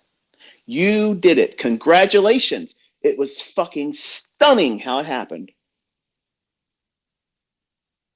You did that all by yourself. Well done. Look at that. Nobody probably could have did it any better than you. Now, fix it. Don't be afraid of it, because that's what trading is. Trading is you constantly doing patchwork, fixing flat tires, putting paint on nicks when you drive your car. Like I can't stand leaving my vets anywhere. Like I don't take them anywhere where I leave and go inside something, because invariably every single time I go somewhere, as soon as I get out, guys will come over. Hey, do you mind if I take a picture with your car? And they have their friend and they're sitting next to the front of the car and they're fucking doing their gang signs and shit. And I mean, it's cool. I just don't want them touching it. And I don't want to go into a place and leave my vet like that, knowing that somebody might ding it with their shit, or some piece of shit that's happened before where they run a key down it. And that's ignorant. That's ignorant as fuck. Just because you're broke as fuck and you can't afford something like this, I'm not flexing on you. I just drive my car and I went inside. But you come by and you key up somebody's shit like that. You're a piece of shit. You need to have your ass curbed. Yeah, I said it. That shit is ignorant.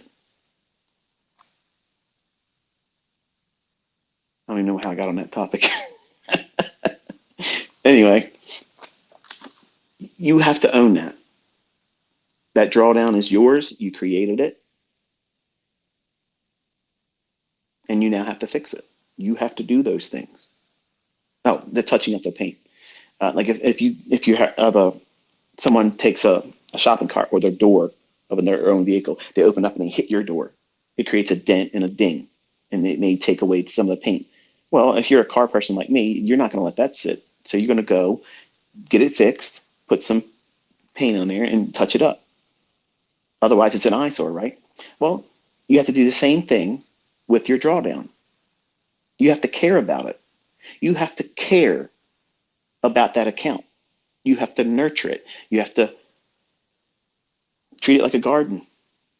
You have to water it, fertilize it, give it everything it needs to grow, and keep the weeds out. What's the weeds? Toxic people when they're fucking opinions about you and your trading, and your toxic thinking.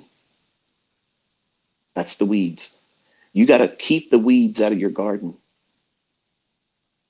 Don't let choking thoughts about what you did hinder your next series of trades or your very next execution. because that's exactly what he's going to be feeling the next time. Even with me standing next to him next week, he's going to be thinking, if I say this is one here, what's dad going to say? And then you think he's going to stop with that? No, here's what's going to happen. And this is exactly what you've done too. He's going to say, all right, dad's teaching me to look for this in the chart. I think I see it. I see it, but I don't want to say it, because if I say it to him, he's going to say no. And then he's going to be thinking, if I did it wrong there, dad's going to be thinking, I don't know how to do this at all now. Now I got to feel like I got to do it better than I already feel like I got to do it better because I'm in drawdown. He's going to overthink every fucking thing. What is that? That's a weed. That's a weed. So Monday, I'm going to be coaching him on how to just observe. No button pushing. It may be Monday and Tuesday, but Monday, no button pushing, no entries, no nothing. I need him to be able to look at the chart, tell me what he thinks he sees, and have no button pushed. So there's nothing that has to have a transaction scorecard at the end. It can't be measured as a bad thing. It can't be measured as a good thing. It goes back to the equivalent of a demo, or not even so much as a demo, it's tape reading. He needs to be reminded that the stuff works still, but it's got to be in the hands of the capable. He's not capable. He's capable of drawdown. You've seen that. Everybody's capable of that. But most people in trading are not equipped to mitigate drawdown. And it's not because it's impossible, but it's because of the toxicity that the trader brings into it. You have to recognize these patterns that repeat in your psyche, the way you think, the way that you operate. What makes you push that button? These are the things that you have to journal. You have to physically write these things out. What was the catalyst that caused you to have the confidence or the impulsiveness? And you have to be honest when you do it. Put that in your journal. What was the reason that you got into the trade? Not just the technical things you see in the chart. That's not what I'm talking about. I'm saying, what was the catalyst for you to want to take that trade? You want that trade to make you money. What were you thinking about that caused you to want to take that trade?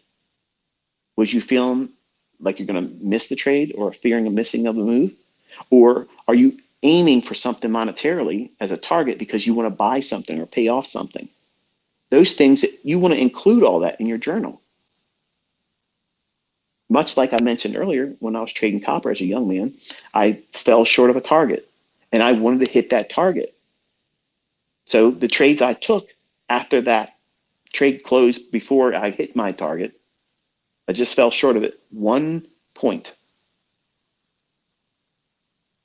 And then it started a series of trying to get something so minuscule,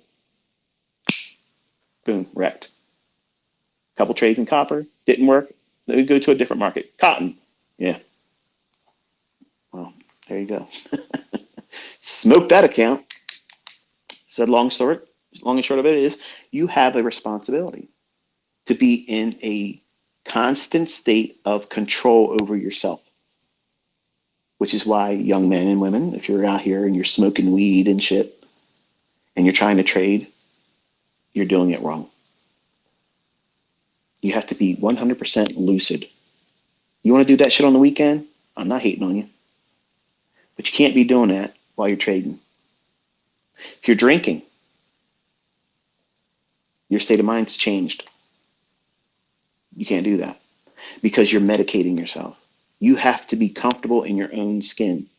And unfortunately, a lot of people aren't comfortable in their own skin trading because all their bad shit comes up, bubbling up to the surface. And then you lie to yourself and everybody else that can see it, and you say it's the other things outside of you that caused it. Oh, this happened to me because of that. No, you did it. You owned it. And that's what makes this industry ugly. And that's what causes people to become ugly, because they can't handle that stuff in themselves. So they project outwardly to other people, trolling, talking shit about other people, and they can't do anything, and they're miserable. And that's what happens with people that can't overcome trading properly and handling drawdown and losing trades. If they can't let go of the business, they become a troll. That's just the way it is. That's what happens. And that's unfortunate because they don't even have enough strength to walk away entirely. So they want to punish other people, thinking it makes them feel better. When the whole time, the people that they're trolling are laughing at them. Like, dude, what are you going to do? You're talking shit. You ain't done nothing. I and you that have a losing series of trades or go into drawdown, we're not losing our shit saying, oh, trading doesn't work anymore, I'm quitting. We're not affected by that. It's a paper scratch. That's it. Or paper cut. It's a scratch, a little flesh wound, big deal. But when you start taking these insignificant, little minor setbacks, which is what a losing trade or drawdown is, if you still have your account, it's fine. It's not fun. It's just opportunity now to do the work that's required to fix that drawdown. And you don't have to be in a rush to fix it. There's no timeline or limit that you have to have in mind to get that drawdown recovered. So now, much like when I set out with my son when he chose to start this funded account, I said, listen, they say you got to at least trade 5 days. Let's just establish 2 weeks. We'll give yourself 2 weeks to get to the funded stage of this. That way you don't have to do too much. It'll be easy to get it, be easy to do each day, do it and stop. It'll be a good pace and it's comfortable. So now I got to tell him, you got 2 weeks to get yourself calibrated again mentally and restore it back to where it was. And I'm really interested to see how he handles that. Because he has to do it next to me, I'm going to be the control mechanism that prevents any impulsiveness. But I can't remove what is always going to be in his head, which is the fear of doing it wrong now, the judgment he thinks I'm going to cast on him. If he thinks he sees something and I tell him no, is he going to be thinking about me overthinking why he got it wrong? Yes, that's exactly what he's going to be thinking, but I'm not. I'm aware of it now. I'm telling you publicly that's what he's going to be doing, and that's exactly what you do to yourself. When you go into drawdown, your next series of trades while in drawdown, you're hypersensitive to everything because you know you are capable of ruining yourself. And you have to be responsible. Slow down. Less is more. There's no time limit. You don't have to get it back right away. Give yourself time. Schedule it. Schedule it. If you have drawdown, say for instance, say you have drawdown equivalent to what he put himself through on Friday, equivalent like $4,000. Okay, $4,000. Give yourself 4 weeks to fix that. Do you need the 4 weeks? No, you don't. But in your journal, you tell yourself, I have given myself permission to take up to 4 weeks to mitigate this drawdown. Guess what that does? Guess what it does when you do that? It frees up that overwhelming desire to do it right away. You've wrote it out in your own words. You wrote it. You didn't read it in a book. It isn't a tweet that I sent out. You wrote that. You gave yourself subconscious permission to wait for a deferred event of mitigating that loss over a span of 4 weeks. You push it out in time so it doesn't linger over you like a dark cloud that forces you to take a trade that may not even really be there. Now, $4,000, let's strip this back into a modular perspective. What do we have to do to get that? Well, 4 weeks, $4,000, it's $1,000 a week. That's 20 handles on one contract. per week. Oh, shit. That's only 4 handles one time per day. Easy, isn't it? What's hard is waiting for the move that sets up that 4-handle run and then stopping. Because you've given yourself 4 weeks in time to mitigate that. But ICT, shit, man. I'm in a competition to be on the FTMO leaderboard. Fuck around with this stupid shit. I'll never get back up there. You're trading to be on a leaderboard instead of becoming consistently profitable. You're fucking gambling. You're doing it for all the wrong reasons. You're doing it for pomp, for clout. And you're wrecking yourself. You will wreck yourself like Yin and Yang boy in Texas on his live streams, trying to prove something. The only thing you're proving is you can't fucking trade. Now, you want to do that? Go right ahead. Well done. But that's not the right way of doing it. When you're in drawdown, you have to be very careful how you manage yourself psychologically and emotionally. You have to be the cheerleader for yourself. Nobody else is going to do it. And you do that through your journal. You have to keep yourself accountable. The only one that's going to be doing that is you. And how do you do that? Through your journal and writing out what you're doing. Your drawdown. How much money are you in drawdown? You're looking up at that peak, that mountain, Mount Everest drawdown. Okay? You're looking up there. All right, 153,400 and whatever it was. Okay? How do we get back up there, Cameron? How do we do that? You give yourself time. Take that time and be, well, an ample amount of time. Much more time that's required, which frees you up psychologically. Now, think about how it was when you were in university or when you were in grade school. You know that there's going to be a final coming. And all the studying that would be required, the students that are taking this education seriously, and they don't want to be stressed out the last minute, they're doing a little bit of studying each night, 30 minutes. Throughout the semester, throughout the quarter of their learning, right before we get to the final, those diligent students, the Koreans and the Asians in my class were always teaching me how their parents told them how to study. They didn't wait for the last day or two right in the final, where everybody else tried to fucking cram it in the night before. Stress the fuck out. And when I was in high school, no dose was a thing. Everybody went out and bought no dose, which was basically caffeine, so that way they can stay up and cram all that stupid shit, all these months and weeks of stuff. You can't do that. You can't do that and not be stressed out, and you're not retaining it all. So don't do that same mentality with trying to recover your drawdown. Don't try to push it all right now. It's got to happen right now. I got to have it done next week.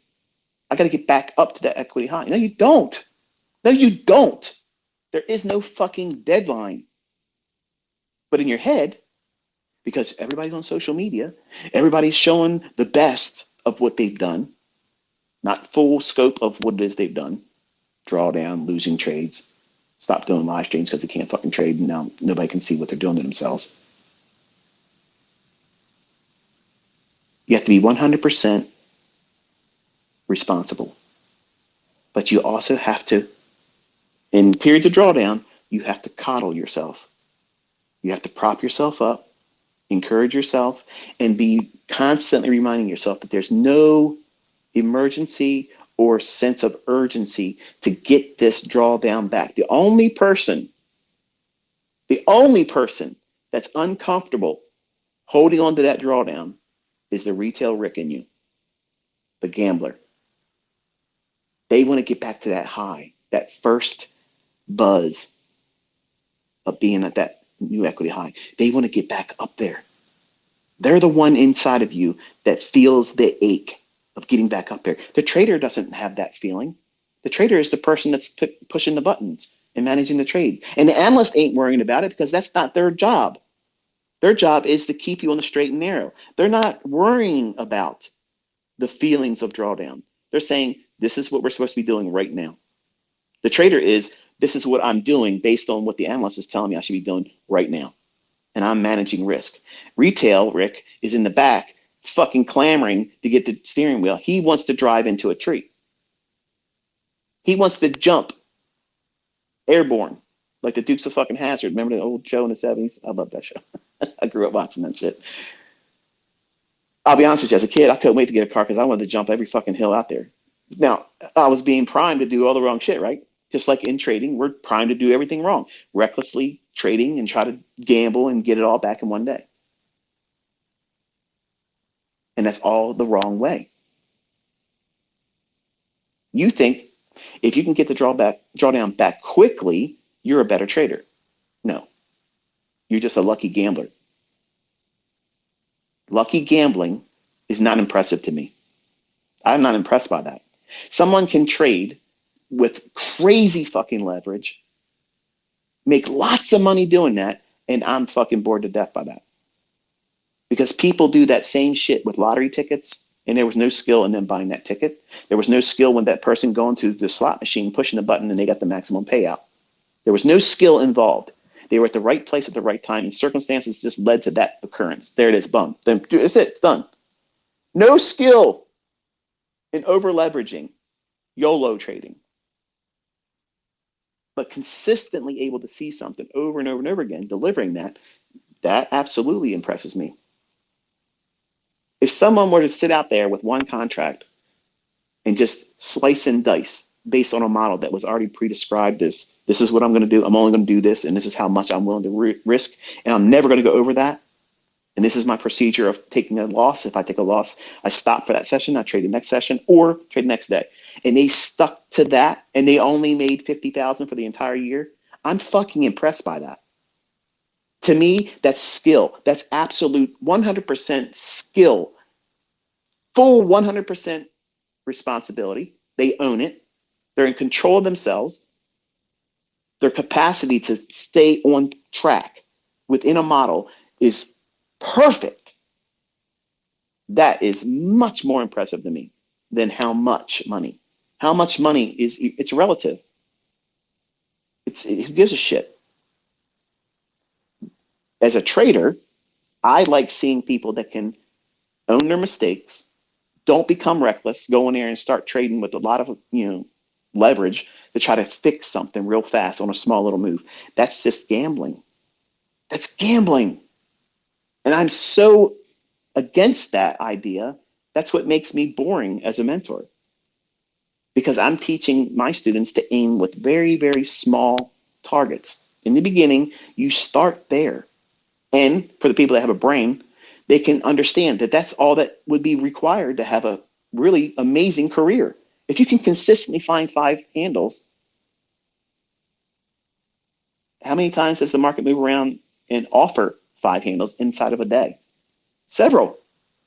You're not limited to that one, but you have to know what one looks like and find it consistently. And then you grow in your understanding about yourself, how you're going to react, what you're looking for. Boom, other models make themselves available to you. And then you can start seeing 10 handles a day per session sometimes.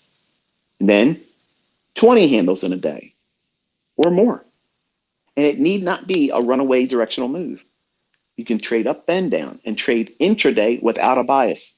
But you can't trade without an intraday bias in the beginning because you don't know what you're doing, which is the reason why I tell you focus on directional trading in the beginning. Not because that's all you should do, but you have to have a baseline to grow from and then be able to track your progress. And when you go into drawdown, you go right back to basics. Go back to the basics. What are we in? Are we in a bullish day or a bearish day? I want to focus there. What time of the day am I looking at? Okay, I'm going to wait till it's really easy for setups to form. What does that sound like in ES? What's the easy setups? What's the silver bullet for fixing drawdown ICT? You've been talking a bunch of shit here, Al, and it might be entertaining for me. I might have chuckled a few times, but get to the brass tacks already. Tell me something. I've sat here and listened to this shit for a little while. Give me something to go home with. Okay. When you're in drawdown and you really simply just got to have the fucking trade that you can trust, that silver bullet trade that you want, where does it happen? Where does it form? And also, how can I use this even when I'm not in drawdown, where it forms consistently? Where does it form, ICT? Come on, spill the beans, man. All this build up, all this bullshit, spill it. That's my cards. See that? I'm such a dick. Between 10 o'clock and 11 o'clock in the morning, New York local time, you will find a fair value gap that will deliver 5 handles every fucking day. Guaranteed, absolutely fucking guaranteed. It's never going to be a day, even on a shit show day like on Friday. It will always, always be there, aiming for an opposing pool of liquidity, sell side or buy side. In my head, when I'm waking up, sometimes my wife prevents me from getting in front of the charts right at 9:30. Now, she's understanding because I've been mentoring you. The days I tell you I'm going to live stream, she graciously gives me that time to be here when I'm here with you. But sometimes we may be in bed longer in the morning because we stayed up later, or we may do something because of homeschooling with our kids, or something with the dogs. Something prevents me of being there at the 9:30 opening. I know as long as I get to my charts by 10 o'clock and I can stay there till 11 o'clock, I can take something out every fucking day. Every day, every day, even on days that have the shortened holiday schedule. When they close it like at noon. Don't believe me. Don't take my fucking word for it, folks. Don't believe anything I just said to you because I want you to go into your charts and you'll see it's always there. Absolutely. Guaranteed. 100%. It's always there. There's your silver bullet. There's your pasture funded account bullshit. There's your fucking win the Robbins Cup model. There's everything you're looking for. Between 10 o'clock and 11 o'clock, it happens every day. 1 minute, 30 second, 15 second. There's your 3 time frames. It will form in one of those 3 time frames. All you have to do is wait for the obvious run on liquidity. Is it going for buy side or sell side? And if as long as it's giving you at least a range of 6 handles or more, you'll get your 5. What does that mean? As long as that fair value gap forms on a 15-second, 30-second, or 1 minute chart, and you know where it's reaching for, it can be late in the move. I don't give a fuck. That's not chasing to me. Because a fair value gap, guess what that is? It's in the middle. That's where the meat is on the bone, baby. See, you're looking at charts thinking you have to have that end joint, high part of the bone or the low part of the bone. Precision is not limited to that. When you look at a chicken leg, okay, where's all the meat at? It's not on the ends. It's in the middle. It's in the middle. It's in the bulk end of one of those ends of the leg, but to the middle of the bone. And then you get down to the opposite end, it's thinner. It's not a lot of meat down there. It's just a tendon down there. Nobody likes to eat that. A fair value gap is how you enter a trade that's in motion. Technically, to the uninitiated, the people that don't know how to read price outside of our circle, they look at what we do as, oh, it looks like chasing price. ICT, you did a revenge trade. Get the fuck out of here. You have no idea what you're talking about. You have no idea what I'm doing to get in those trades. None. You're learning this year, but it's not chasing price. If I know that this is going to run for liquidity and it's already moved and I missed the best case entry and we've already had a fair value gap that it's repriced down into, it's not going back down if I'm bullish. It's already done what's required. Then I'm going to drop into 1 minute, 30-second, 15-second, and I'm going to look for a fair value gap. And the next one that forms, I'm in that bitch. Boom, take off. Get my 5 handles or even more, whatever the difference is between where that fair value gap is forming to the liquidity I'm aiming for. And I submit to that. I let it go. And then the algorithm sends it. And then I go on social media and say, wow, how random. I banned the guy this morning. I saw him. I retweeted a student. Um, a woman said, "It feels so good to see trades go in my favor."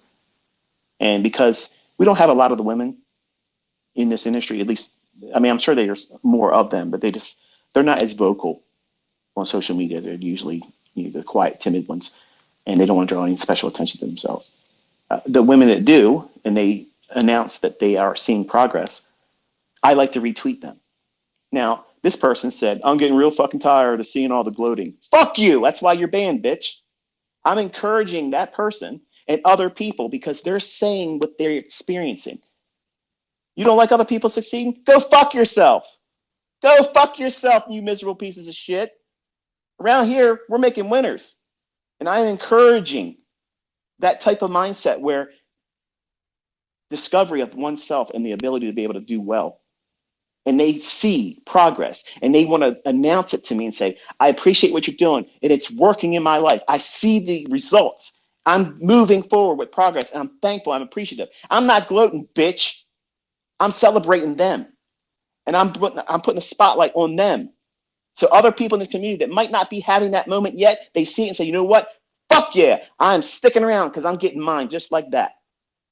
I'm encouraging. I'm not fucking gloating. Fuck you. How's that work for you?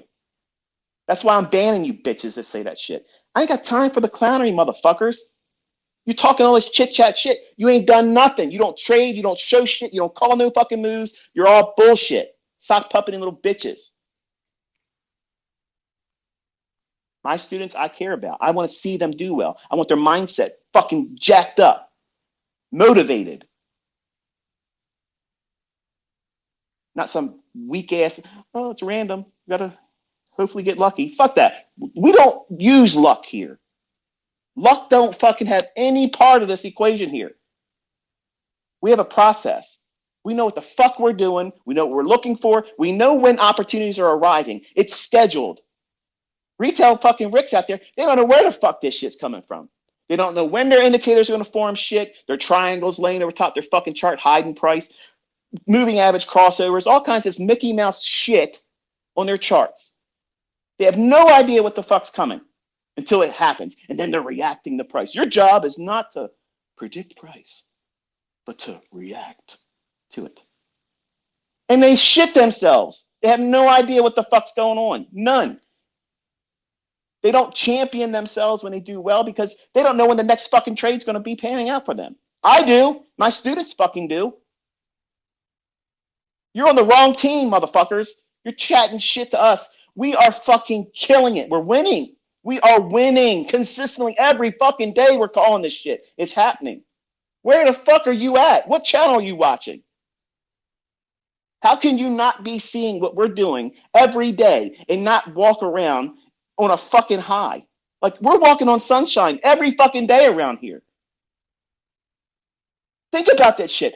Do you see us sitting on fucking social media sulking about how our market just did something that we didn't see coming? Fuck no. None of that shit happens around here. This ain't fucking clown world. We know what we're doing. We are trained to look at price with the spirit of anticipation. We're not reacting to shit. We're waiting.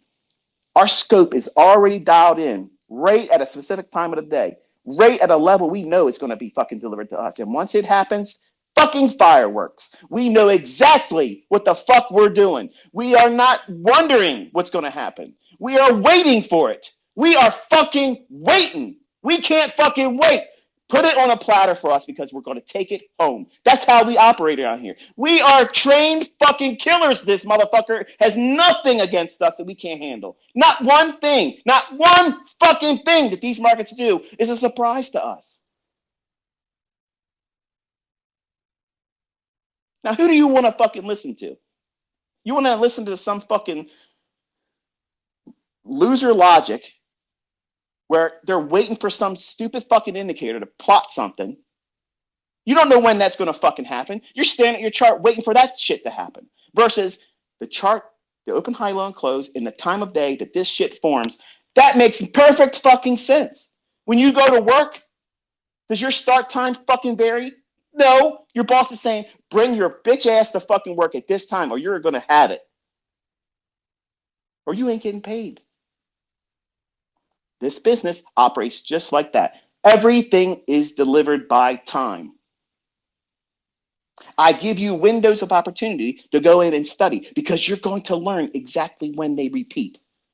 There's small little windows within the time frame that are my kill zones. I'm giving you the opportunity to focus your attention there. And some of my better students have done really good research and seen exactly where I'm leading you to. And they see it happening every day. It consistently delivers. There's no reason for you to look at any kind of drawdown and think, oh, what am I going to do? What am I going to do? You're going to fucking trade. You're going to fix it. But you're going to compensate for that level of stress that you just brought on yourself by having the drawdown. See, it's taken your mind away from the process that you've submitted to originally. But now drawdown, losing trades, has caused you to doubt yourself. That's all that has done. That's the only thing that's changed. Your confidence has now been marred, but it's okay. It's okay. Nothing has changed. Everything still operates just like it did before you were losing trades. The only thing you did was allowed yourself to get off the rails. Take yourself away from the markets, slow down, calibrate yourself, think about what it is that you started doing this for, go back to your model, read it out loud, meditate on it, go back and look at your journal when you did things correctly. Remind yourself that you know what you're doing, you just did things emotionally. You chased something that wasn't the trade. You chased fixing an emotional response to an error that you made as a human being. And then you compounded that with recklessness. That's the only thing that took place. There is no emergency. Your model didn't stop working. You're not even looking at your model when you're trying to fix what you've done to yourself. So it's not the model that's broken. It's the operator that's drunk. Think about it. You know what I just said is true. What made you money before? You got to go back to that. When you're trying to fix drawdown in panic in front of the eyes of other people that watched you draw down live on your live stream, as soon as you start doing your 40 contracts and bullshit, retail Rick's in control. And now you become entertainment. Think, man. I know you don't like me. I know you don't like the fact that I'm doing way better than you and everything, but I'm talking to you. You can fix what you're doing. And you fall victim to yourself all the time. You do it to yourself and you get mad and you direct and deflect that to me. And it's self-inflicted. You do it to yourself, man. And it's easy fix. Everything I said here tonight, easy. Hard for most people to do it, but it's easy to fix. None of these things are reasons for you to be ending your career. Drawdown is not an end to a career. A blown account is not an end to a career. But each time, one of those things, if not both, will happen. And when it does, it changes and replaces the optimism that you had when you first started learning and you had winning trades that led to equity high and equity high and equity high. You need to go back and tap into that. And I know it's hard. It's hard to do that because you are mad at yourself. You're embarrassed if other people know that you did it to yourself. But that's fine. That's everybody does that. In every aspect of life, you do something silly sometimes all the time. You know, that sense of embarrassment or shame, are you gonna willfully carry that every day?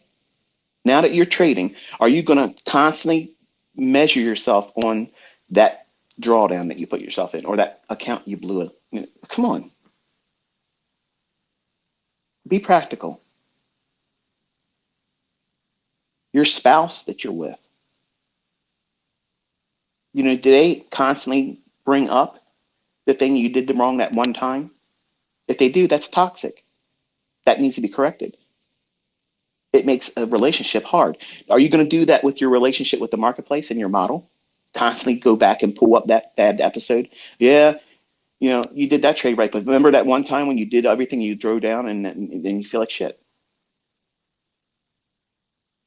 You have to nurture yourself emotionally and psychologically and keep all these things that are outside interferences to distract you or make you feel less about yourself.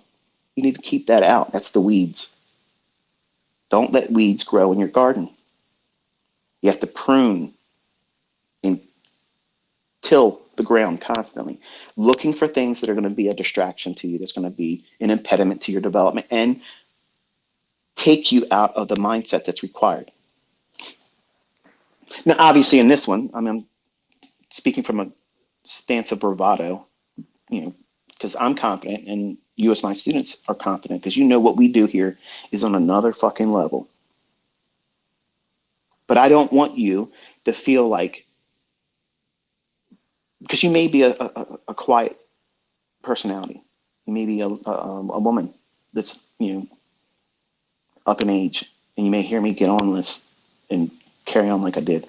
That's just the way it is, folks. I mean, I'm passionate about it. I'm reminding you all, you're at the right place at the right time with the right person. And there's no reason for you to ever doubt what you're learning or doubt yourself. You just got to keep showing up every day. But I don't want you to feel like you got to go out on social media and try to be a fucking gladiator against everybody else that doesn't do what we do. That's the part about our community I don't like and other people don't like. I don't like that. And I know that there's people that don't like me that are, they're pretending to be an ICT student or someone that likes me, putting the bullshit in their profile, but they're really my trolls. So they want to kind of like perpetuate this idea that our community is toxic. Our community is arrogant as fuck. Yes, we are. We are arrogant. We're extremely confident because we're not guessing about anything. And that unfortunately unsettles everybody else that doesn't do what we do. And I don't give a fuck if that hurts their feelings. I don't care. I'm not out here like I used to be on Twitter. I used to literally go knocking on everybody's fucking door, say, hey, you're full of shit. Your stuff don't work. Why aren't you fucking proving it? Just call something out. Do a fucking analysis. Tell me something. What's the market going to do? Oh, you're an asshole. You're a demo baller. Okay. I had fun with that. I'm not doing that now. But see, you're learning the real mechanics behind what makes these markets move. And that's upsetting everybody. Because the more I do this and the more I prove it, and I'm bringing students that are fucking taking down fortunes with real money. You see these people saying, oh, these are paid actors. The companies are interviewing them. They're the ones paying them. They're being interviewed. They have their receipts. Ask them for it. I'm directing the audience that watches my videos to them. You have questions, ask them. I'm sure they'll share what they want to share with you in terms of the proof. They don't need to have any more proof. The companies themselves that paid them out in their titles, $122,000, $200,000, $400,000. They paid these people from their money. They got payouts, $40,000, $76,000. That's not market replay bullshit. It's not demo dollars. That's the really real. It's where the rubber meets the road. It's proof that this is a concept that's transferable. Do you need to make that kind of money? No. Should you aspire to? Sure, absolutely, and more. But you don't just jump in thinking that's how it's going to be, because that's what gets you in periods of drawdown, chasing something. And I've been telling my private students all the time, do not listen to these testimonials and think that I need you to do the equivalent or more, because that is not what I'm telling you to do. I'm just saying I gave an open invitation to anyone that's using what I've taught. If they want to make themselves known and have an interview, their face will be seen, their voice will be heard, and their social media information will be made public, and I will draw attention to them so the audience members have an opportunity to talk to them themselves. That's not a paid actor. That's someone that's done it, that's made money. And you may not want to do an interview and done very well, and I have lots of them. They don't care about supporting other people. And guess what? There's not doesn't make them a bad person. They have their own life. They have their own prerogative about what it is they want to do. A lot of you are already saying many times, when we're done in November, you're getting off of Twitter. You don't have any other reason to be there. I won't be on Twitter. My account will be there. That last post will be there. No tweets will be deleted. No videos are coming off my YouTube channel. But my level of engagement with all of you will be very, very, very low. I need that. And I don't mind working hard this year to earn that. But when I step back, it's not because someone rolled me off of Twitter. It ain't because I'm afraid of anything else. It's because I'll be 51 in August. And I am looking at the time that I have left here. And I don't want to spend it like this. As much fun as it is, I have asked my family to spend far too little time with me because of me doing this. And it's been unfair. And I want them to have time with me. Because tomorrow's not promised to no man.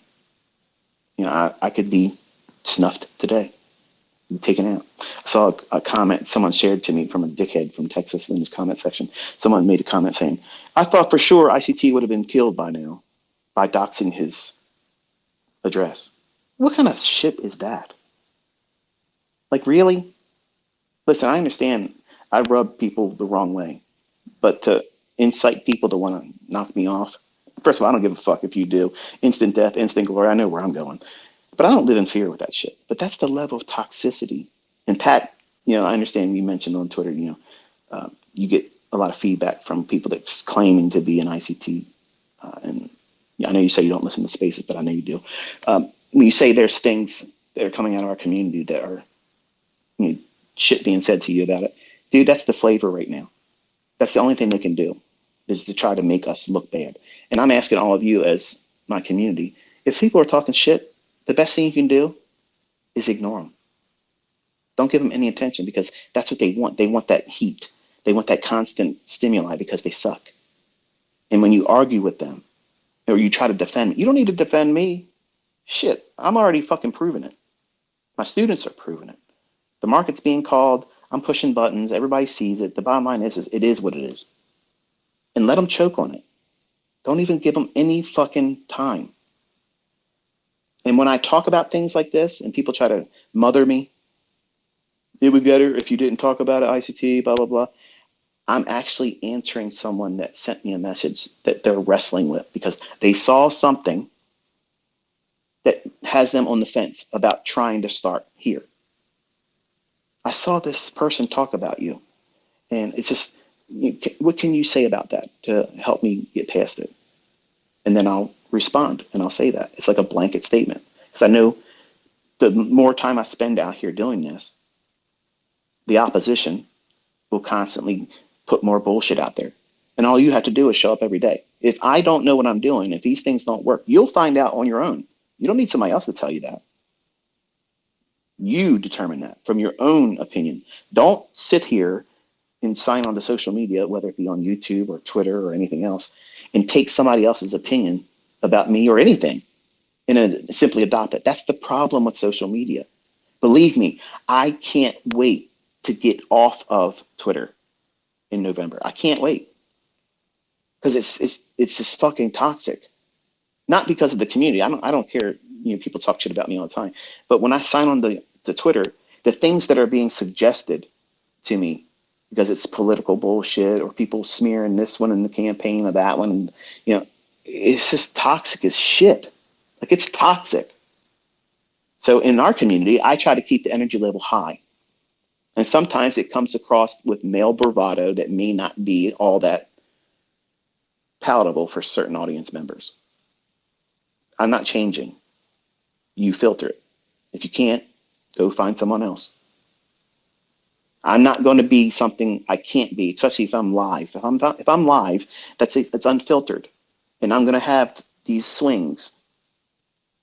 And it may be entertaining to you. It may be offensive to you. I might talk in a language that sometimes isn't appropriate for children. You shouldn't listen to me in a live setting with children around you. Sending me an email, you complaining to me that your kids heard me say the F word. First of all, I'm leaving that responsibility to you as a parent. You don't know what's going to be said in a live setting.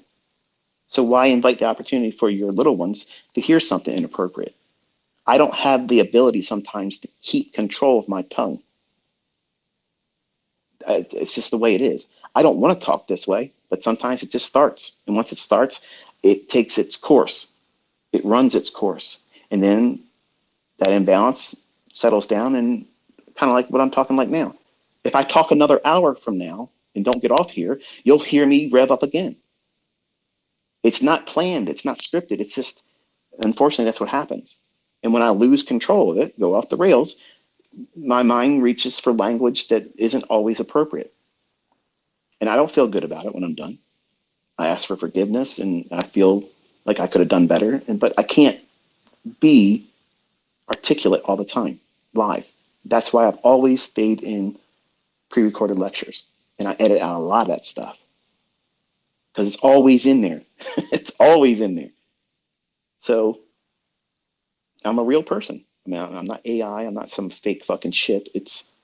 I'm a real person with emotions, a mental disorder that I wrestle with. It's not always been easy to deal with, but I know my shit and I prove it.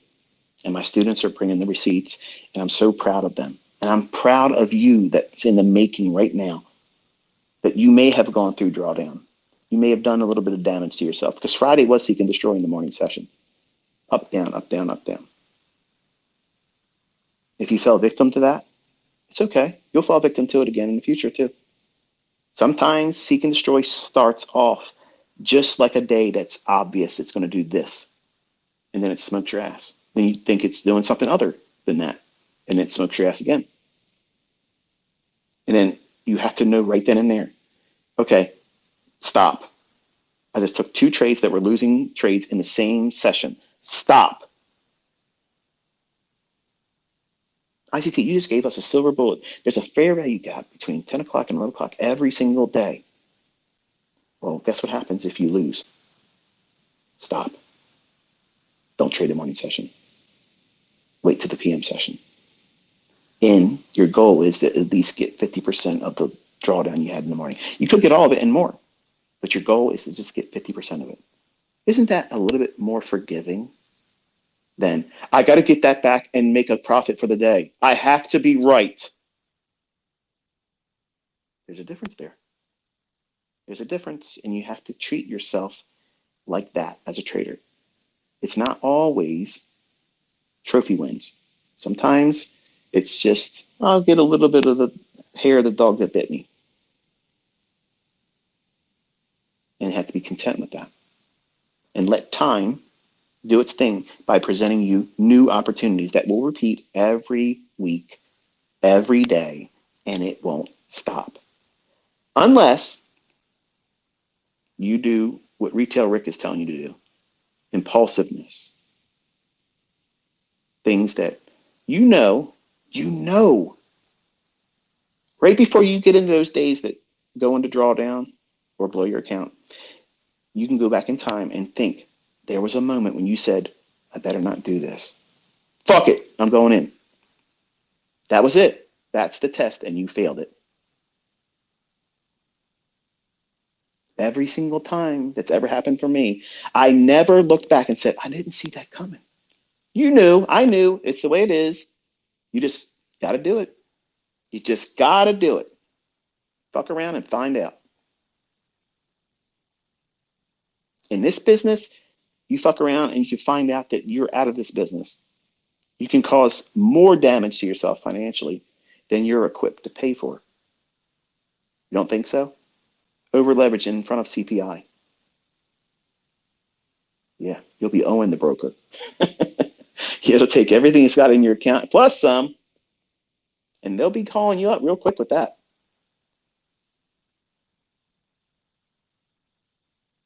So you have to be very careful how you place these expectations on yourself when you're trying to recuperate drawdown, when you're trying to build equity to new equity highs, when you feel that you know that this is probably not the right thing to do. Wait. Take a step away, 10 minutes. Go get a drink, go outside, walk the dog, whatever, come back. If the trade moves without you, who cares? If it hasn't moved and it moved the other direction, you'll be thankful. If it moves, but it hasn't gone to the target you're aiming for, fair value gap, institutional order flow, entry drill. There's your mechanism to get in. That's not chasing price. So why are you pressuring yourself? Why are you making this harder than it has to be? Because it's all in between your ears. That's what you're doing. The battlefield that you're waging war on is inside your head. Those candlesticks don't know you're in the trade. They don't know. The algorithm does not know that you got in that trade. It does not know. It doesn't. It's going where it's going because it's scripted.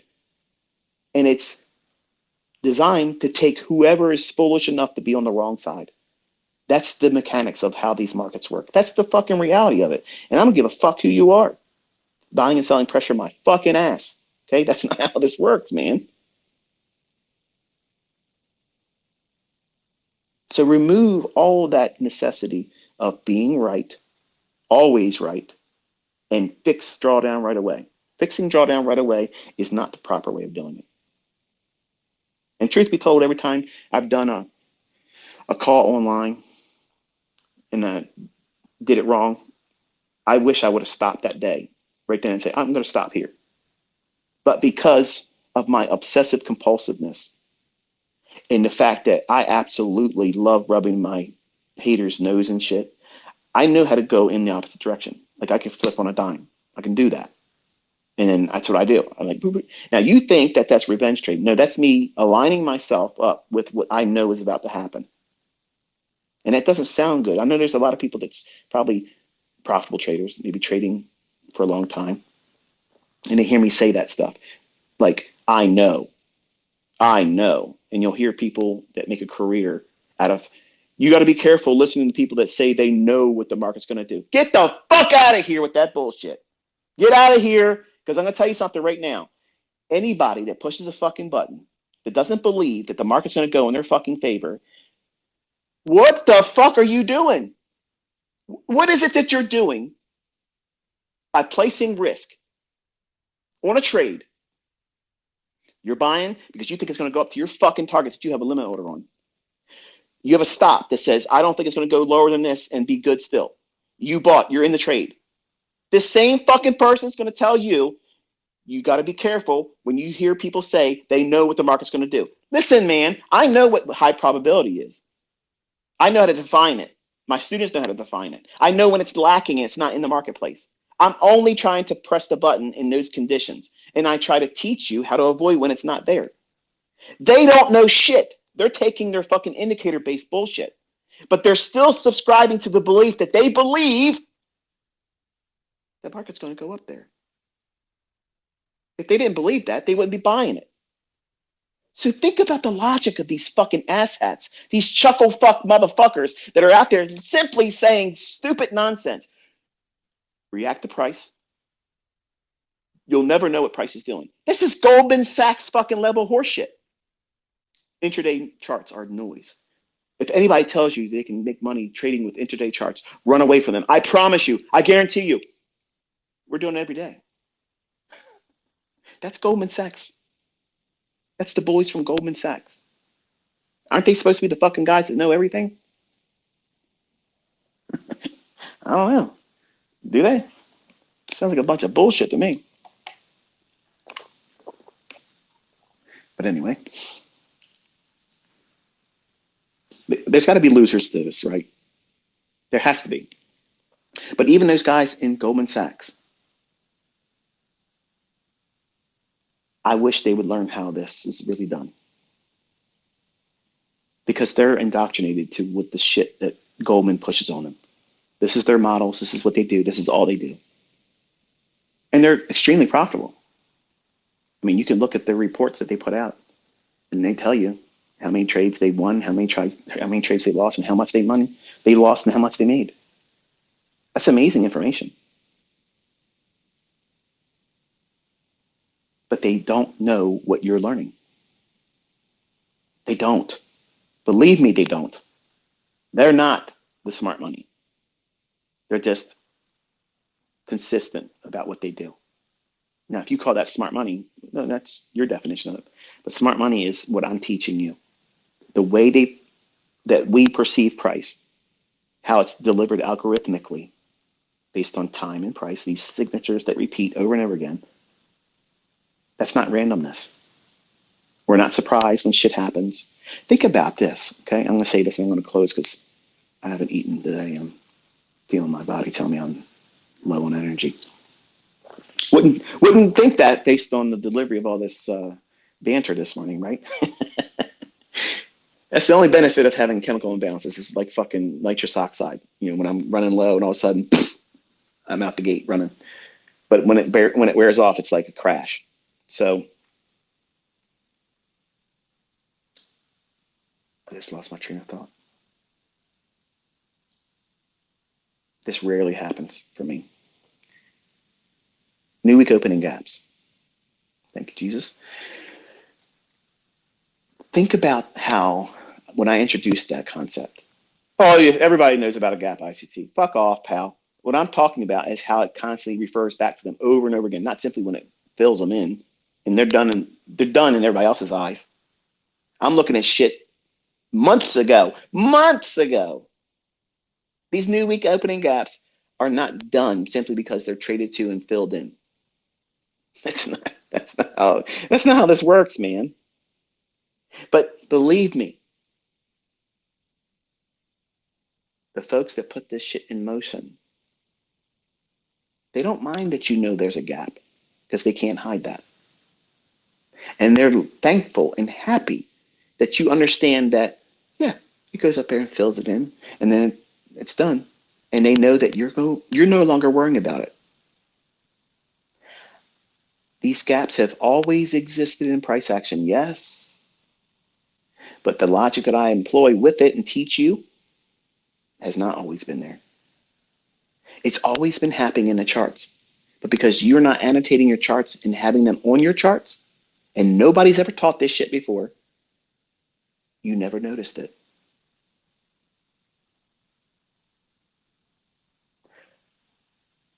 How long do new week opening gaps hold importance to me? 60 days.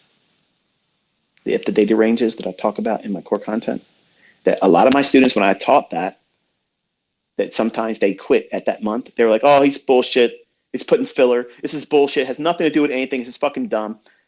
Hey, Joker. Hey, clown. Okay?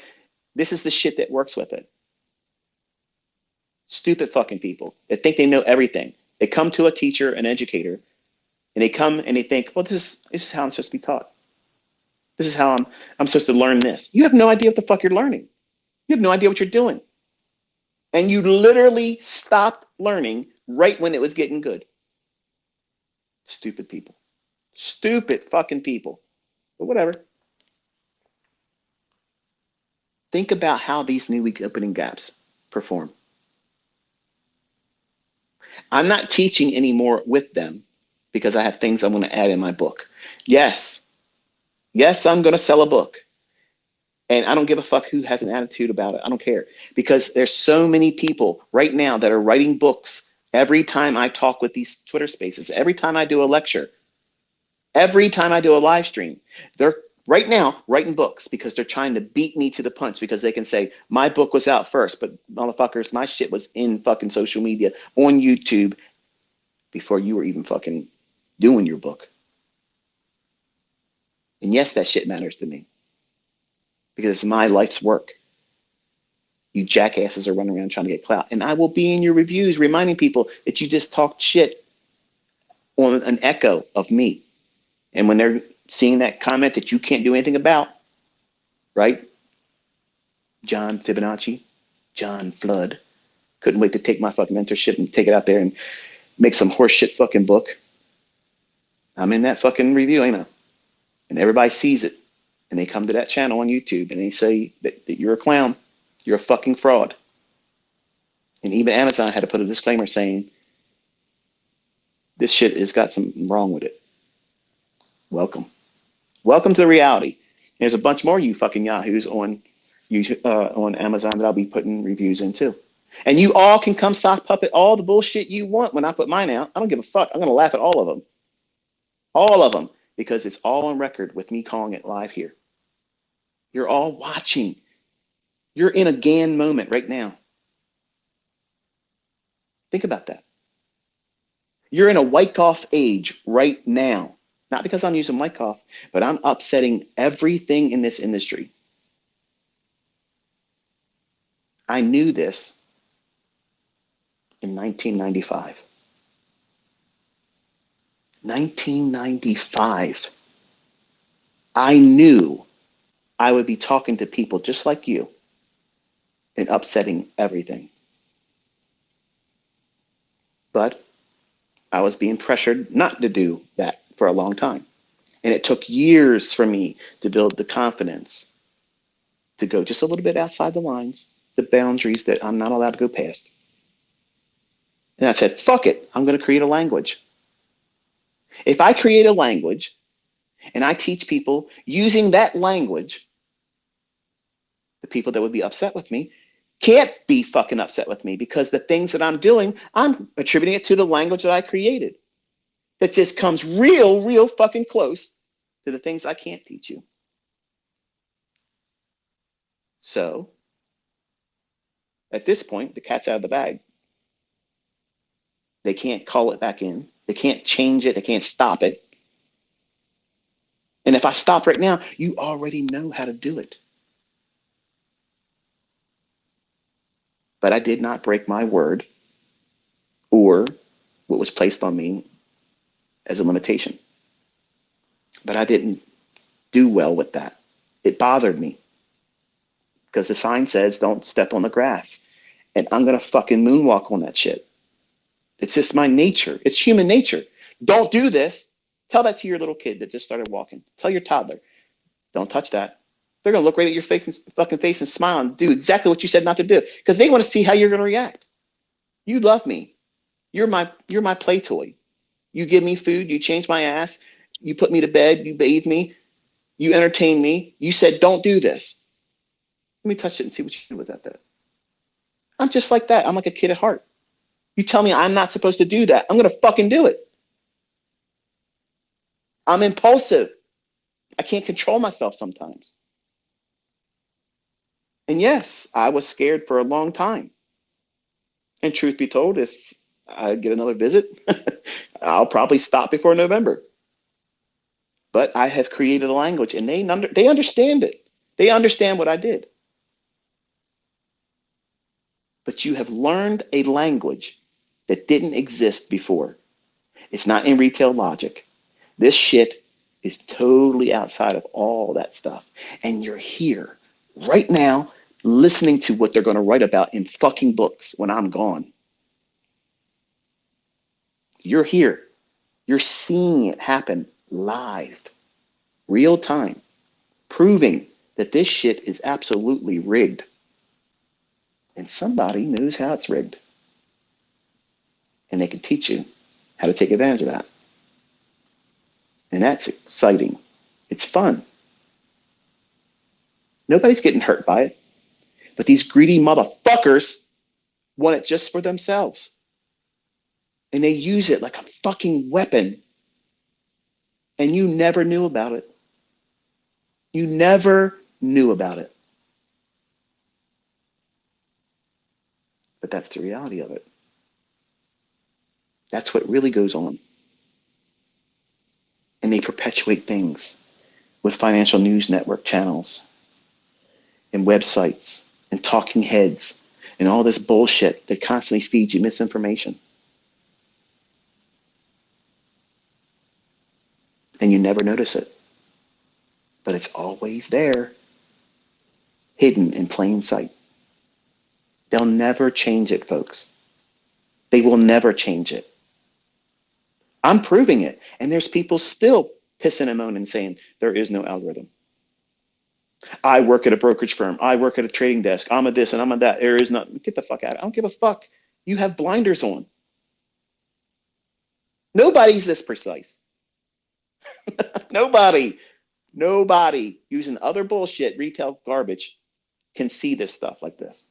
They can pull it out after the fact, which in my opinion, Wyckoff is great for explaining yesterday's news. It's great. You can learn price action with Wyckoff. Yes, you can. But you cannot get this level of precision with it. You can't. And the people that fanboy it because they don't want to give me the credit for the shit they're really trading with, I don't care, dude. I don't care. You can call it supply and demand if it helps you sleep at night, but order blocks are not supply and demand. But you'll see that there is something totally different in this neck of the woods. There's a certain measure of confidence. I absolutely loved that funded account interview. And for the life of me, I apologize, I can't remember. I don't want to say the name inappropriately and give another company credit when it wouldn't be them. So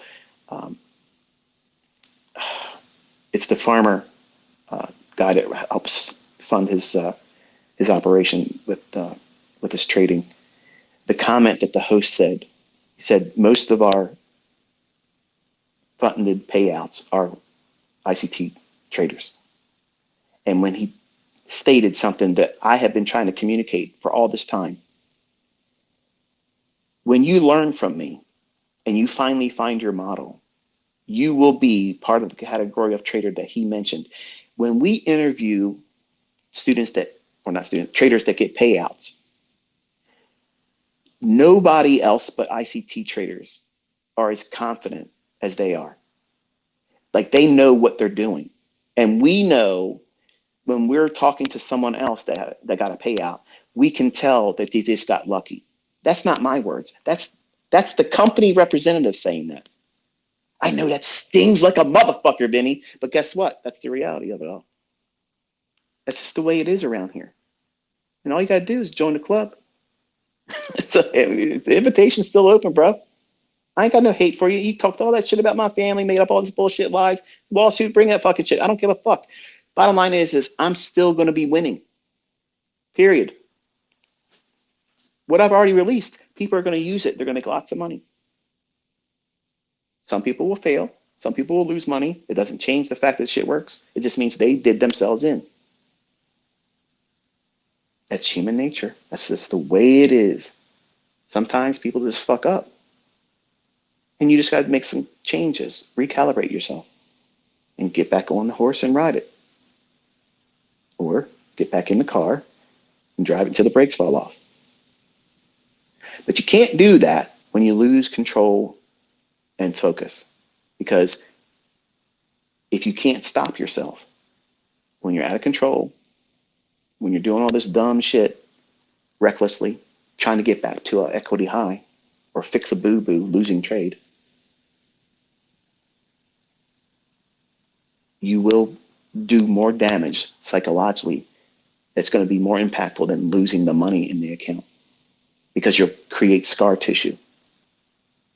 In your learning, in your perception about what it is that you're doing and about yourself, you'll create scar tissue. And scar tissue doesn't have elasticity. So you can't grow easily. It's painful to grow. And that's what happens when you do the wrong thing with toxic mindset and you try to progress. You're limited. And that's why people many times quit, because they can't get past it. You have to tear through that scar tissue, which creates more scar tissue. And it's painful. And I teach you and lecture you so that way you don't go through that stuff needlessly. It's always self-inflicted. Am I teaching you how to go through this without taking a loss? No. I'm teaching you how to avoid blowing your account. I'm teaching you how to endure drawdown and mitigate it, yes. But losing trades are going to come. The human aspect to this is not something you can avoid. You're going to do it wrong. That's where the losing trades come in. Not because the concepts are flawed. You saw it incorrectly. I authored this stuff, and sometimes I do it wrong. I get a case of the ass. I'm hopped up on goofballs. I want to prove something. There it is. It's done. I've invited some external stimuli into the decision-making mechanisms that cause me to push that trade on. And then when the adverse reaction comes, I'm not surprised by it because I invited something outside. I've invited chaos in, and chaos does what? Shows up on time. So you don't want to be doing all of these things when you're in drawdown that promote speed, aggression, get back quickly, because all of that is the opposite of what you should be doing. And I've never really read a book that's, in my opinion, met how to deal with drawdown appropriately. Not to the degree like I'm talking about here. I can talk about this topic a lot because as a young man, I did my ass in a lot with dumb shit. Like, I'm not making this stuff up as I'm going along. I went through it. I know what it's like to feel like you're doing the right things and know now, looking back, every aspect of those things I was doing, feeling like I was doing the right thing, hoping to fix the situation, the drawdown, or getting right back in real quick just because I had the money, the refund another account. That was the worst thing to do. How can you apply that today? If you had a funded account challenge and you passed it and you're funded, right? Or you open up an account and you're trading with real money. You made that decision on your own. I never tell you to do that. When do you know? When do you know when to make that transition? When you're bored with being consistent in your demo and you don't have any emotion at all. You don't care when you're right. You don't care when you got it wrong. That's the right mindset. That's the time when people should consider it, but not before. If you're antsy, excited about the win being right all the time, you're not ready because you're bringing emotion into the monetary transaction of real fund trading. And you're going to be constantly concerned about the outcome on a scorecard or report card basis, profitable or not profitable.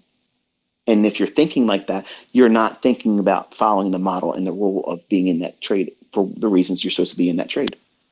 You're looking at the profit and loss ticking up and down, watching the trade. Let me ask you this. When you put a trade on, how often does your eye go to what the profit and loss amount is? For some of you, if you're thinking to yourself, I'm always watching that shit, you're not ready to be trading with real money because your focus is on that, not watching price. Is price constantly giving you feedback in its delivery? Are you on side? Are you off side? If you're watching the up and down movements of the ticker that tells you what you're making or losing while you're in the trade, you're distracted. I only have that up there so you can see it, that it was a button being pushed. When I trade, I don't have that up there. I don't give a fuck about that. I'm watching price. Is price going to my targets?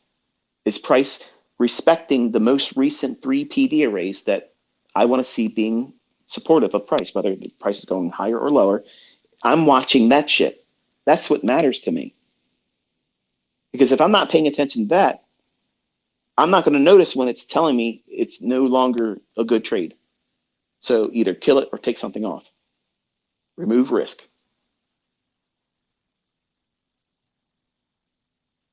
Compare and contrast that, knowing what you know about yourself and your attention span. If you're watching profit tick up and down, like, you know the game. When I was younger, I wanted to see, okay, all right, $200 more, it'll be $1,000. Okay. And you start talking to it.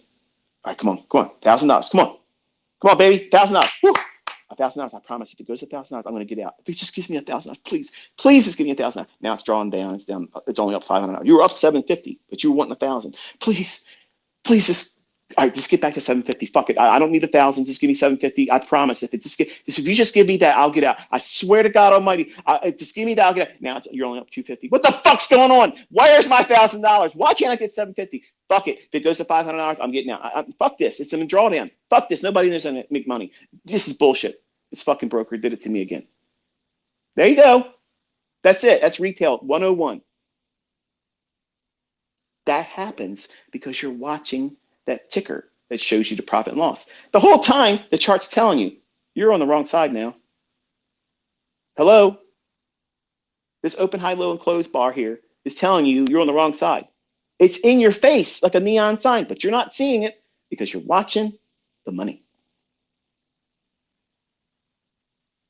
Everybody falls victim to that. Everybody does. There's never been a trader that's come into this industry that never had that happen to them. They have had that happen. And sometimes the break-even traders that can't be profitable, the number one rule that helps them get past that, just always break even, is stop worrying about the money. Do not have that shit on your chart. Because if you're focusing on the money, you can't look at price. You set all these little milestones, little goals for yourself. You have a trade. You have a limit order that it's supposed to trade to. And all of a sudden you start worrying about a specific dollar amount because you can't stand to be in the trade. You're not submitting to the limit order being reached or the target being reached. You start looking at the profit and thinking to yourself, I ain't had a win in a while.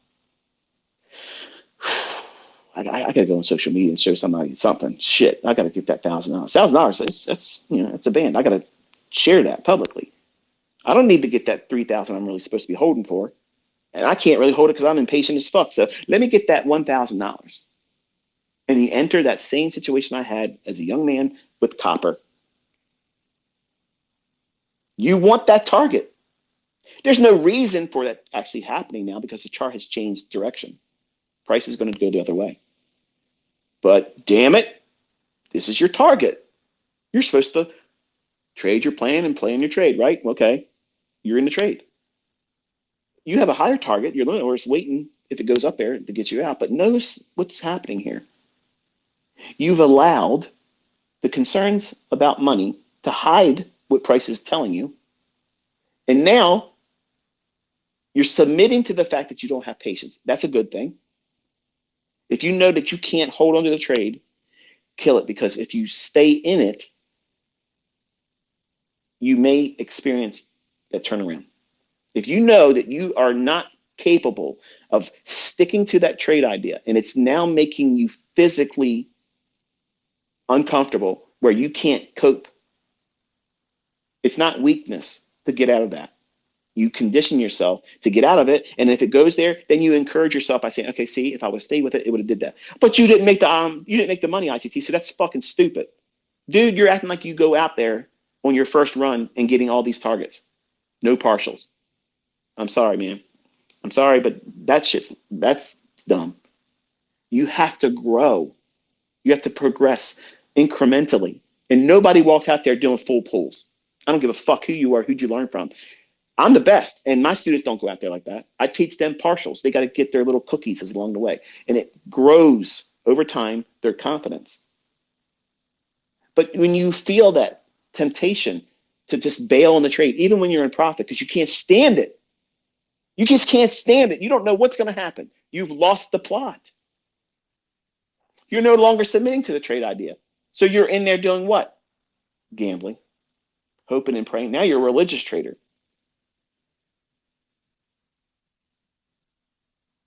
Please let it get there. Who are you talking to? When you're talking to your monitor, who the fuck are you talking to? I don't know who I was talking to, but we're doing it, right?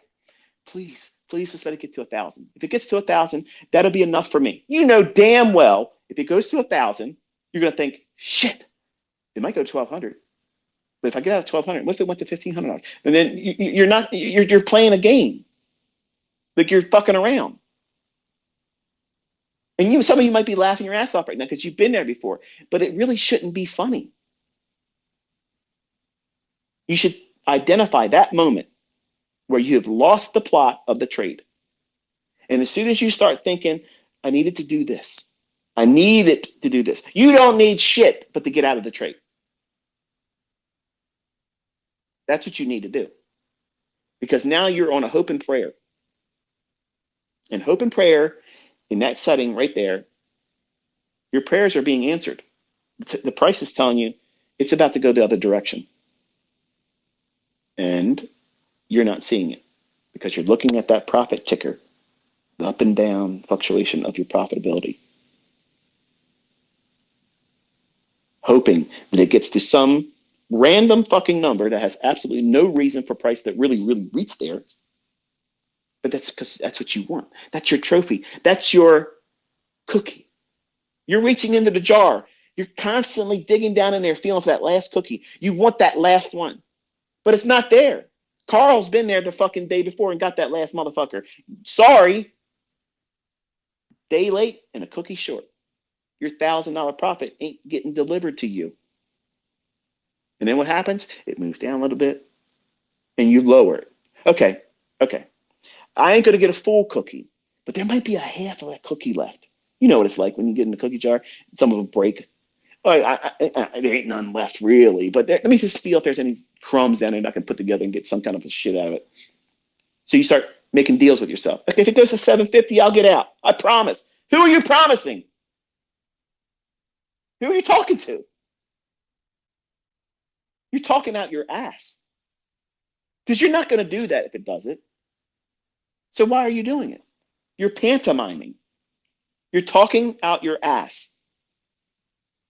You're trying to pretend you have, well, the capability to follow through with a rule when you've already shown that you don't have that already. And you are doing what? You're speaking to a fucking computer screen that cannot hear you. It's not going to reason with you. Price is not going to say, well, you know what? I have been an asshole to you recently, and I've caused a lot of trades not to pay in your favor. So listen, pal, it's no hard feelings. It's nothing personal. I'm going to give you something today. I'll throw you a bone. Here's $1,000. Let you get out your target. It ain't fucking happening like that. So why are you even going through the motions of doing this shit? Talking to the screen. Come on, please. Do this. Get the fuck out of here. You have lost the plot. Now, I have done many times, teasingly, either in my recording, sometimes I'll type out, it's teasing me, it won't go down there. And all of a sudden it goes right to my target and then fills me. That's not what I'm saying here. What I'm saying, I know where it's going. It's clearly being illustrated in the chart. I'm not on there saying, please, let this do. I know where it's reaching for. But you as a new student, new trader, you're going to be in a setting where you're in a trade. And it's going to be impossible for you to hold on to it. And I don't know really what goes on that creates that condition. I think it's just a matter of lack of experience, not knowing what you're looking for. And usually that creeps into your trading after you had a series of losing trades. So finally, when you get into something and you're impatient because you want that trade to run real quick to your target, and it might not be doing that. And it might be showing you it's actually reversing, but you don't have that perception or skill set because, number one, you're probably in drawdown and everything you're looking at through price is distorted. So you're really not seeing things clearly. So the only thing that's clear to you is you want $1,000 out of that trade. And it's getting real close to flashing on it in your screen saying $1,000. But what you're saying is you're trying to fucking play a video game where you're going to try to time exiting when it gets to $1,000 because it might flash there 1,000 one time and you didn't get off there. It could go there, flash one time and never be there. And then you're frustrated. So really what you're doing is you're lying to yourself. You're lying to yourself. You're pantomiming like you know what you're doing. And you're trying to convince yourself with every ounce of your being because you're talking to yourself. You're literally out of your fucking mind. You're talking to yourself and a computer screen that has no ability to understand or even reason with you. Think about that. It's fucking madness, right? But that's what you're doing. You're doing that. You're fucking talking to an inanimate object, your screen, and you're hoping and praying that it will listen to you. You're praying that that open, high, low, and closed bar is going to favor you and give you what you want. If you are talking to the marketplace like that, and you're literally praying that it does that, you've lost the plot. You have literally lost control of yourself. And the best thing to do is collapse the trade. That's the best thing. And yes, sometimes it'll run and go to your target. But guess what? You were already indicating that you were not willing to stay patient long enough for that to happen. So what are you learning by staying in that environment where you can't submit to it? And now you're begging and praying to the God of your screen to answer your prayer and give you a $1,000 win or whatever that target would be. Think about it. Staying in that environment is not teaching you anything. It's furthering this pursuit of things that are external instead of internal. You're seeing your body, your mind, give you indications that you are now in a position that's uncomfortable. Is there something wrong with you getting out when it was at 750? Because you don't think that it's going to go ultimately to your target and you don't have the patience to hold on to it. What's wrong with that idea, just collapsing the trade? Nothing. It's the same thing with a partial. They fucking pay every time, 100% of the time. They never fail. So when somebody comes behind this message that I'm giving you today, with no proof they fucking trade profitably, they can't call shit, they ain't done shit, but they're going to say, this is stupid, ICT said this dumb shit, blah, blah, blah, blah, blah. Counter it with you doing it live. How's that work for you? Okay? There's your challenge. Everybody's got talking shit about there, talking about me and my concepts. Go out there and start doing it better. I'll watch your live stream. And if you're good, I'll say so. And I'll bring people to your fucking shit. But if you're talking out your ass and you ain't got nothing, bringing nothing to it, your opinion is moot. It's nothing. It's shit. Garbage. So when I'm telling you that you are wrestling now and you don't know what you're going to submit to anymore, and now you just pull it out of your ass, well, I hope it flashes up this much money in my profit. If it does, I'll get out. That right there indicates to you, if you're thinking it and if you start talking it, you have lost control. That is the last sign that you are now mad. That's the confirmation that you're out of your fucking mind because you're literally talking out loud, praying for something that you have no control over. And it's less than what you started the trade with.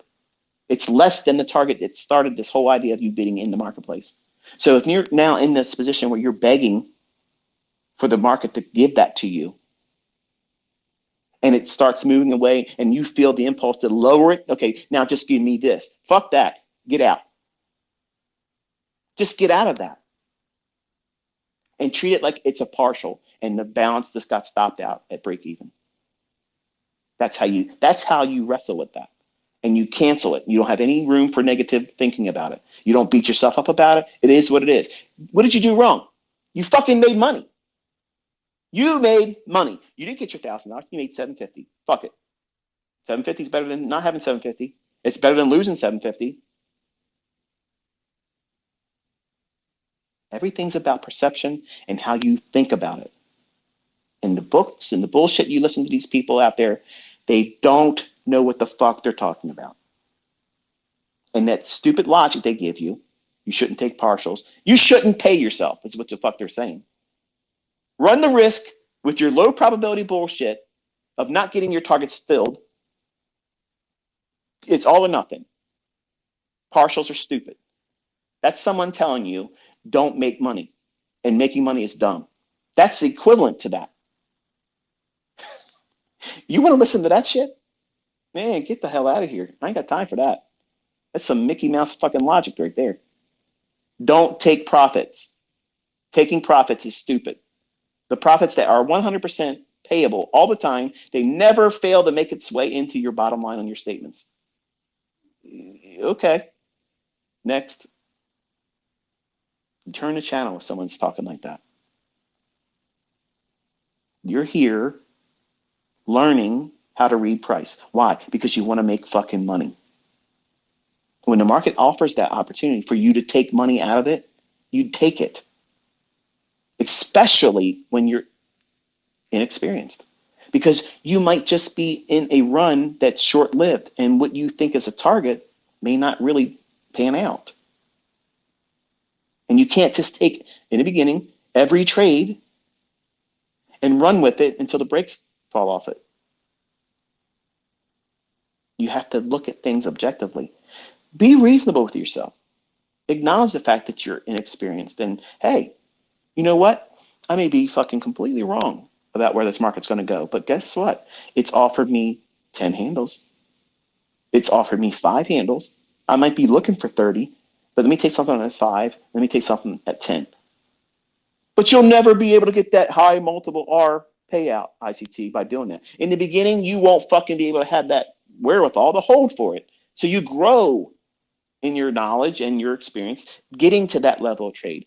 I have trades that I put on all the time, and I have a best case limit order. My students know this about me. I'm not always suggesting that this is exactly where the market's going to go. When there's an opportunity for it to go beyond what I think is reasonable, I put my limit order there, because sometimes you get these wild, crazy runs, and it's just nice to be able to catch that tiger by the tail. If you don't have your limit order there and it goes there, you can't make money with that. So I know that sometimes in my trades, I will be just outside of the range that's reasonable. But I'm taking partials along the way to prove to you that it's going in the right direction, and I don't need to see my full terminus target reached. And what am I teaching you? How to get paid, and you don't need to be right. That is the best way to learn. I wish I was trained that way as a young 20-year-old. I wish I would have been taught that. It would have saved me so many blown accounts, because there's lots of times I had trades that were in my favor, and I held for the fucking target, took nothing off, and they reverse and come back and stop me out in a loss. Don't ever let a winning trade ever turn onto you and make a net loss. If the market's moving and it gives you 5 handles, take something off. But what happens if I'm only trading 1 contract? Take your fucking trade off. Grow in your knowledge and your experience until you get to able to find the 5 handle, the 10 handle runs, and you can not feel the impulse to take off at 5, and you submit yourself to what? Lock in 2 handles and reach for the 10. If it comes back and stops you out at 2, okay, no problem. You took a partial at 2 and stopped out on break even. That's how you look at it. It's all about perception. But when you go in and you listen to these Mickey Mouse mentors sitting around with their fucking computer screens, their fucking backs showing in their displays, and they don't know anything, you never see them trading. They got a lot of shit to say about everybody else in their private circles, but they ain't got the balls to do it publicly. Don't take partials. This guy's a fraud. This guy's a bunch of bullshit, blah, blah, blah. When you listen to that dumb logic, you're going to have stunted growth. You won't have results that you can grow and feel confident with, which is necessary in this industry. It's not an overnight success for anybody. Wasn't for me. Wasn't for me. And it won't be for you. You're going to learn a lot about yourself, the things that you're going to bring to this as a problem, but you won't think it's a problem. And what's funny is men that come into this industry that think they have certain skill sets or strengths in their personal characters, that's usually the thing that fucks them up. Oh, I'm confident, and you're overconfident, and that's how you blow your account.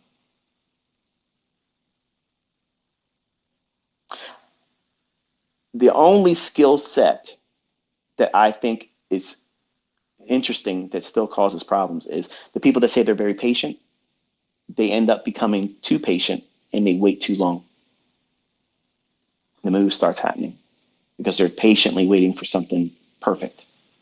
And perfect, in the beginning when you're learning, you can't identify that. You don't know what it is. Over time, spending time with me and teaching what price delivery is like, where it should go, why it should do it, then obviously you can recognize what precision and precise perfection in price delivery is. And you try to operate with that over time. But in the beginning, you don't try to force precision at all in the beginning. It's forgiving. You give yourself, wait for the run, wait for the retrace, wait for the fair value gap, then get in. You didn't get at the high. You didn't get in at the highest high at the turtle soup, false breakout. You're waiting for that displacement, then retracement up into a premium, and you're looking to go short. And you aim for consequent encroachment and the low of the fair value gap. That's your sweet spot. That's that optimal entry within a fair value gap. Because we always have to make an allowance for that fair value gap not to be entirely filled in. And when it doesn't fill in, that is very powerful insight. Because if it's expected to go lower and it doesn't fill in that fair value gap and then starts to break and run away, oh man, that's when you want to make your partials a little bit further lower, because it's probably going to do a lot more than you thought it was going to be. Chances are your first profit is probably not the right one. It's going to probably go a lot more. I'm sorry, I said that wrong. Your final profit, your first profit or partial should always be reasonable. 5 or 10 handles if it's ES. If it's 4x, 10 pips, 15 pips, 20 pips, something in that range, you should be looking for your first partial. But the idea of demanding precision or holding for your full target in the beginning, anybody tells you that's what you should be trying to do right from Jump Street beginning, that's someone that's guaranteed not consistently profitable. They're not consistent. They're not confident in themselves. And they're just making allowances for their inability to do themselves, but they want to coach people from the sidelines and seem smart. Because the idea is if they're talking like that and they're not promoting anything publicly, showing that they can do it, showing that they can call it beforehand, explaining beforehand, the misnomer is, well, this person has a lot of people following him and he says this is what we should do. What's going to be commonly viewed, that's how he trades and therefore he's successful, when you don't see anything like that. No proof to suggest that's even the case at all. When I'm telling you that I am precise, I'm proving that I'm precise, and my students are doing it too, I'm telling you to take partials. Why? Because I want you to trust your progressive learning, how you're moving up in your understanding. In the beginning, you're going to have doubts, and that's normal. You're going to have a lack of confidence, and that's normal. And you overcome those things with these little baby steps of paying yourself at logical places like I'm teaching. It feels a whole lot better learning and not getting your target filled, but still getting something out of the move. And you were rewarded. You put time and energy and attention into that idea and you watched it pan out. And if it fails and goes all the way against you, you're going to feel like this is bullshit. Nobody makes money and I'm not going to be successful with it. So why bother? Why study with this bullshit?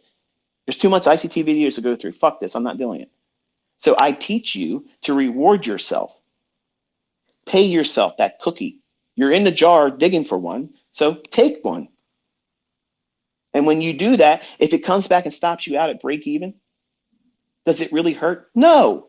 That's why I teach it that way. You remember what? You had a positive payment coming out in your demo. That rewards your time and study. Because in your mind, you're thinking, if this was real money and this is all that happened, I still made money. I don't need to be right. Bingo! Bingo! That's the proper mindset. And the people that teach outside that way of delivery and progressive learning are fucking clueless. That's why you don't see anybody learning how to be profitable with them. You don't see them stepping forward and saying, here you go, I'm making money, look at this. Because they're using logic that's fucking short on logic that makes money. And I just don't have a tolerance for that shit. If something's right and it makes money, who am I to say otherwise? But I'm sorry. I can't bite my tongue when I hear these fucking asshats, these chuckle fuck motherfuckers that out there talking out their ass, saying dumb shit. React to price. Don't. Your job's not to predict where price is going to go. Don't take partials. Take your full target because the risk you put on doesn't justify the partials. Get the fuck out of here. You're talking to somebody or listening to somebody that probably has less than a 50% strike rate. Get the fuck out of here. You're not even in the same conversation with us. We're not doing 50% around here. We're not flipping quarters. That's 50 fucking 50. We're not 50-50 here. Okay? We're not doing that. That's unacceptable. Period. You should be aiming and living in a 70% strike rate. That's your fucking goal. Are you going to hit that rate out of the box? Nope. Are you going to get that in your first year? Nope. A few years from now, you will be. You're going to know when the shit is not favorable for you to be trading and it's high probability and high resistance is not lining up. It's going to be conflicting. So you'll stay out of the marketplace. You want low resistance and high probability. You'll identify when the market's like that, and then you will be in that moment trading with your maximum risk there. Not, I need something to happen because I'm in drawdown. I'm going to trade with maximum leverage in high resistance liquidity and low probability conditions because I'm in drawdown. I got to fix it. And maybe if I pray hard enough, the screen will give me what I'm asking for. And then you blow your account.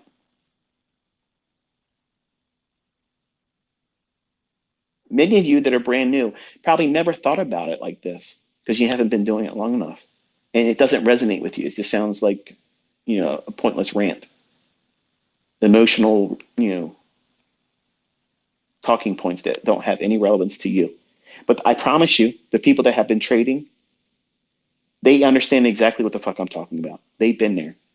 And I guarantee you they can appreciate this level of discussion because now it makes perfect sense how they messed up, how to avoid it going forward, and they wish they would have known it beforehand. The same thing that you're hearing right now and not appreciating because you haven't traded with real money yet. You haven't gone through these growth periods where it's growing pains. And you all go through growing pains. Growth and understanding is going to come to you in this industry through pain. And you want to avoid it. I replied to somebody this morning when I tweeted that my son went into drawdown on Friday. And it's the best thing he can have. And the surest way to reinforce following rules is experiencing pain.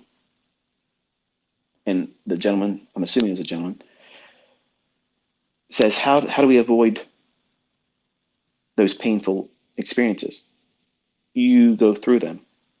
You walk forward without quitting. That's what you do. Because what you're saying is, as a trader, how do I avoid losing? I don't have an answer for that. No one is going to have an answer for that. There is no 100% strike rate ever. It's not going to happen. I can't produce that for you. I can't teach that to you. I don't promise that to you. But what I do promise is that you will learn how to read price action more clearly than anything else out there can teach you. And at some point, here's where the gray area is, okay? At some point, when you get really, really good and consistent with being able to read price action, and you get bored with being correct in your analysis and the market painting in your favor, and you have no emotional stimuli attributed to it. You don't care. You don't have any kind of reaction that's either happiness or regret. It's just, you know what's going to happen, you know how you're going to react to it, and you expected that to happen anyway. At that moment, it's going to happen for all of you at a different time, much longer than you want it to. I promise you that. But when you reach that moment where it's like that for you, then at that moment, you can consider trading with live funds when you decide so. But any time prior to that, I promise you, you are not prepared. you're rushing to do something, and you're falling in line with these people that talk about trading with real money to learn how to trade. And that's the stupidest fucking shit anybody could say in this industry at all. It's fucking dumb. It's dumb. The only thing you're doing is guaranteeing you that you're going to feel what my son feels now: regret, scar tissues formed. He's going to make him scared to take the next trade. Even when the trade's good, he's going to be importing all of that toxicity because he lost. He lost when he didn't really lose anything. It's a simulated environment. But in his mind, because he's new, he thinks he lost about $4,000. So it's monumental to him. And in every trade he takes going forward now, he's going to have the fear and anxiety of, is it going to lead to that again? And that's what happens when you listen to these people tell you to learn how to trade, not in a demo, but with a live account. That is the dumbest fucking shit. Dumb. Don't listen to that.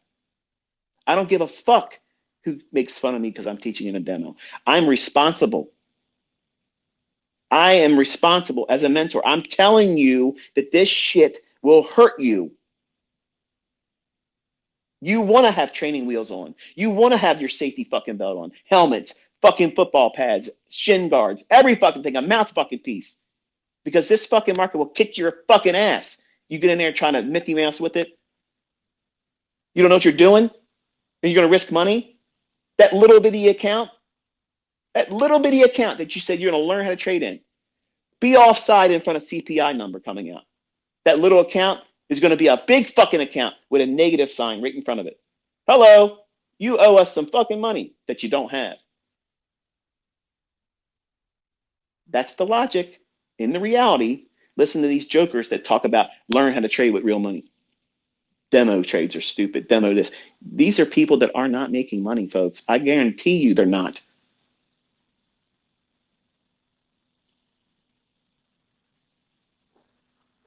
That's a mentor or attention seeker that doesn't like the fact that I catch a lot of flack because I teach through a demo, and they don't have the balls to handle all that.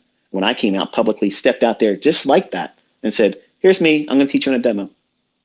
I completely disarmed all of them. What are you going to say about me? What are you going to say? I already said it's a demo. Go fuck yourself. I can call this shit, trade it better than any of you motherfuckers. And you're out here still trying to sell your shit. Nobody's buying it. They found something better. This is the way it is. By the way, I saw Sean Lee's back on YouTube. I missed you, man. And I watched your shit this morning. The last video you just put up here, I liked your disposition in that video. You've been a character of some kind, but I like how you're conducting yourself now. So just let you know, I'm glad to see you're healthy and all that. But I think I've rambled on enough, ramblers. I think we'll bring this one to a close because I am hungry. And we were supposed to stop this about 2 other times before. And if I mention anything more, I'm probably going to turn this into, well, we started at 10 o'clock. It's almost 4 hours, right? I can go 30 more minutes, but I'm not. The session on Monday will not be live streamed. So I don't know if I'll be doing anything in Twitter, calling anything, because I'll be working with my son. I have a mission with him now. So Monday and Tuesday, I think I'll own them for myself and my son. So don't expect too much from me on Monday and Tuesday. So we'll see what we get. I'll take a look at the economic calendar tonight and see where I think I'm going to do my 2 live streams for this week with you all. But be very careful this week. Don't be in a hurry. Hold no bias until we see how we open on Sunday. And then I'll probably mention something at that time on Twitter. I'll share some charts and ideas of what I think might be favorable for the week. So that way it gives you an idea of what I would be looking for with my son on Monday. So that way you at least have something gun to my head type scenario, okay? And until I talk to you next time, enjoy the rest of your weekend. Study. Don't do too much studying. Enjoy yourself. Have something outside of the markets, okay? And I will tickle your Twitter later this week. Until then, be safe.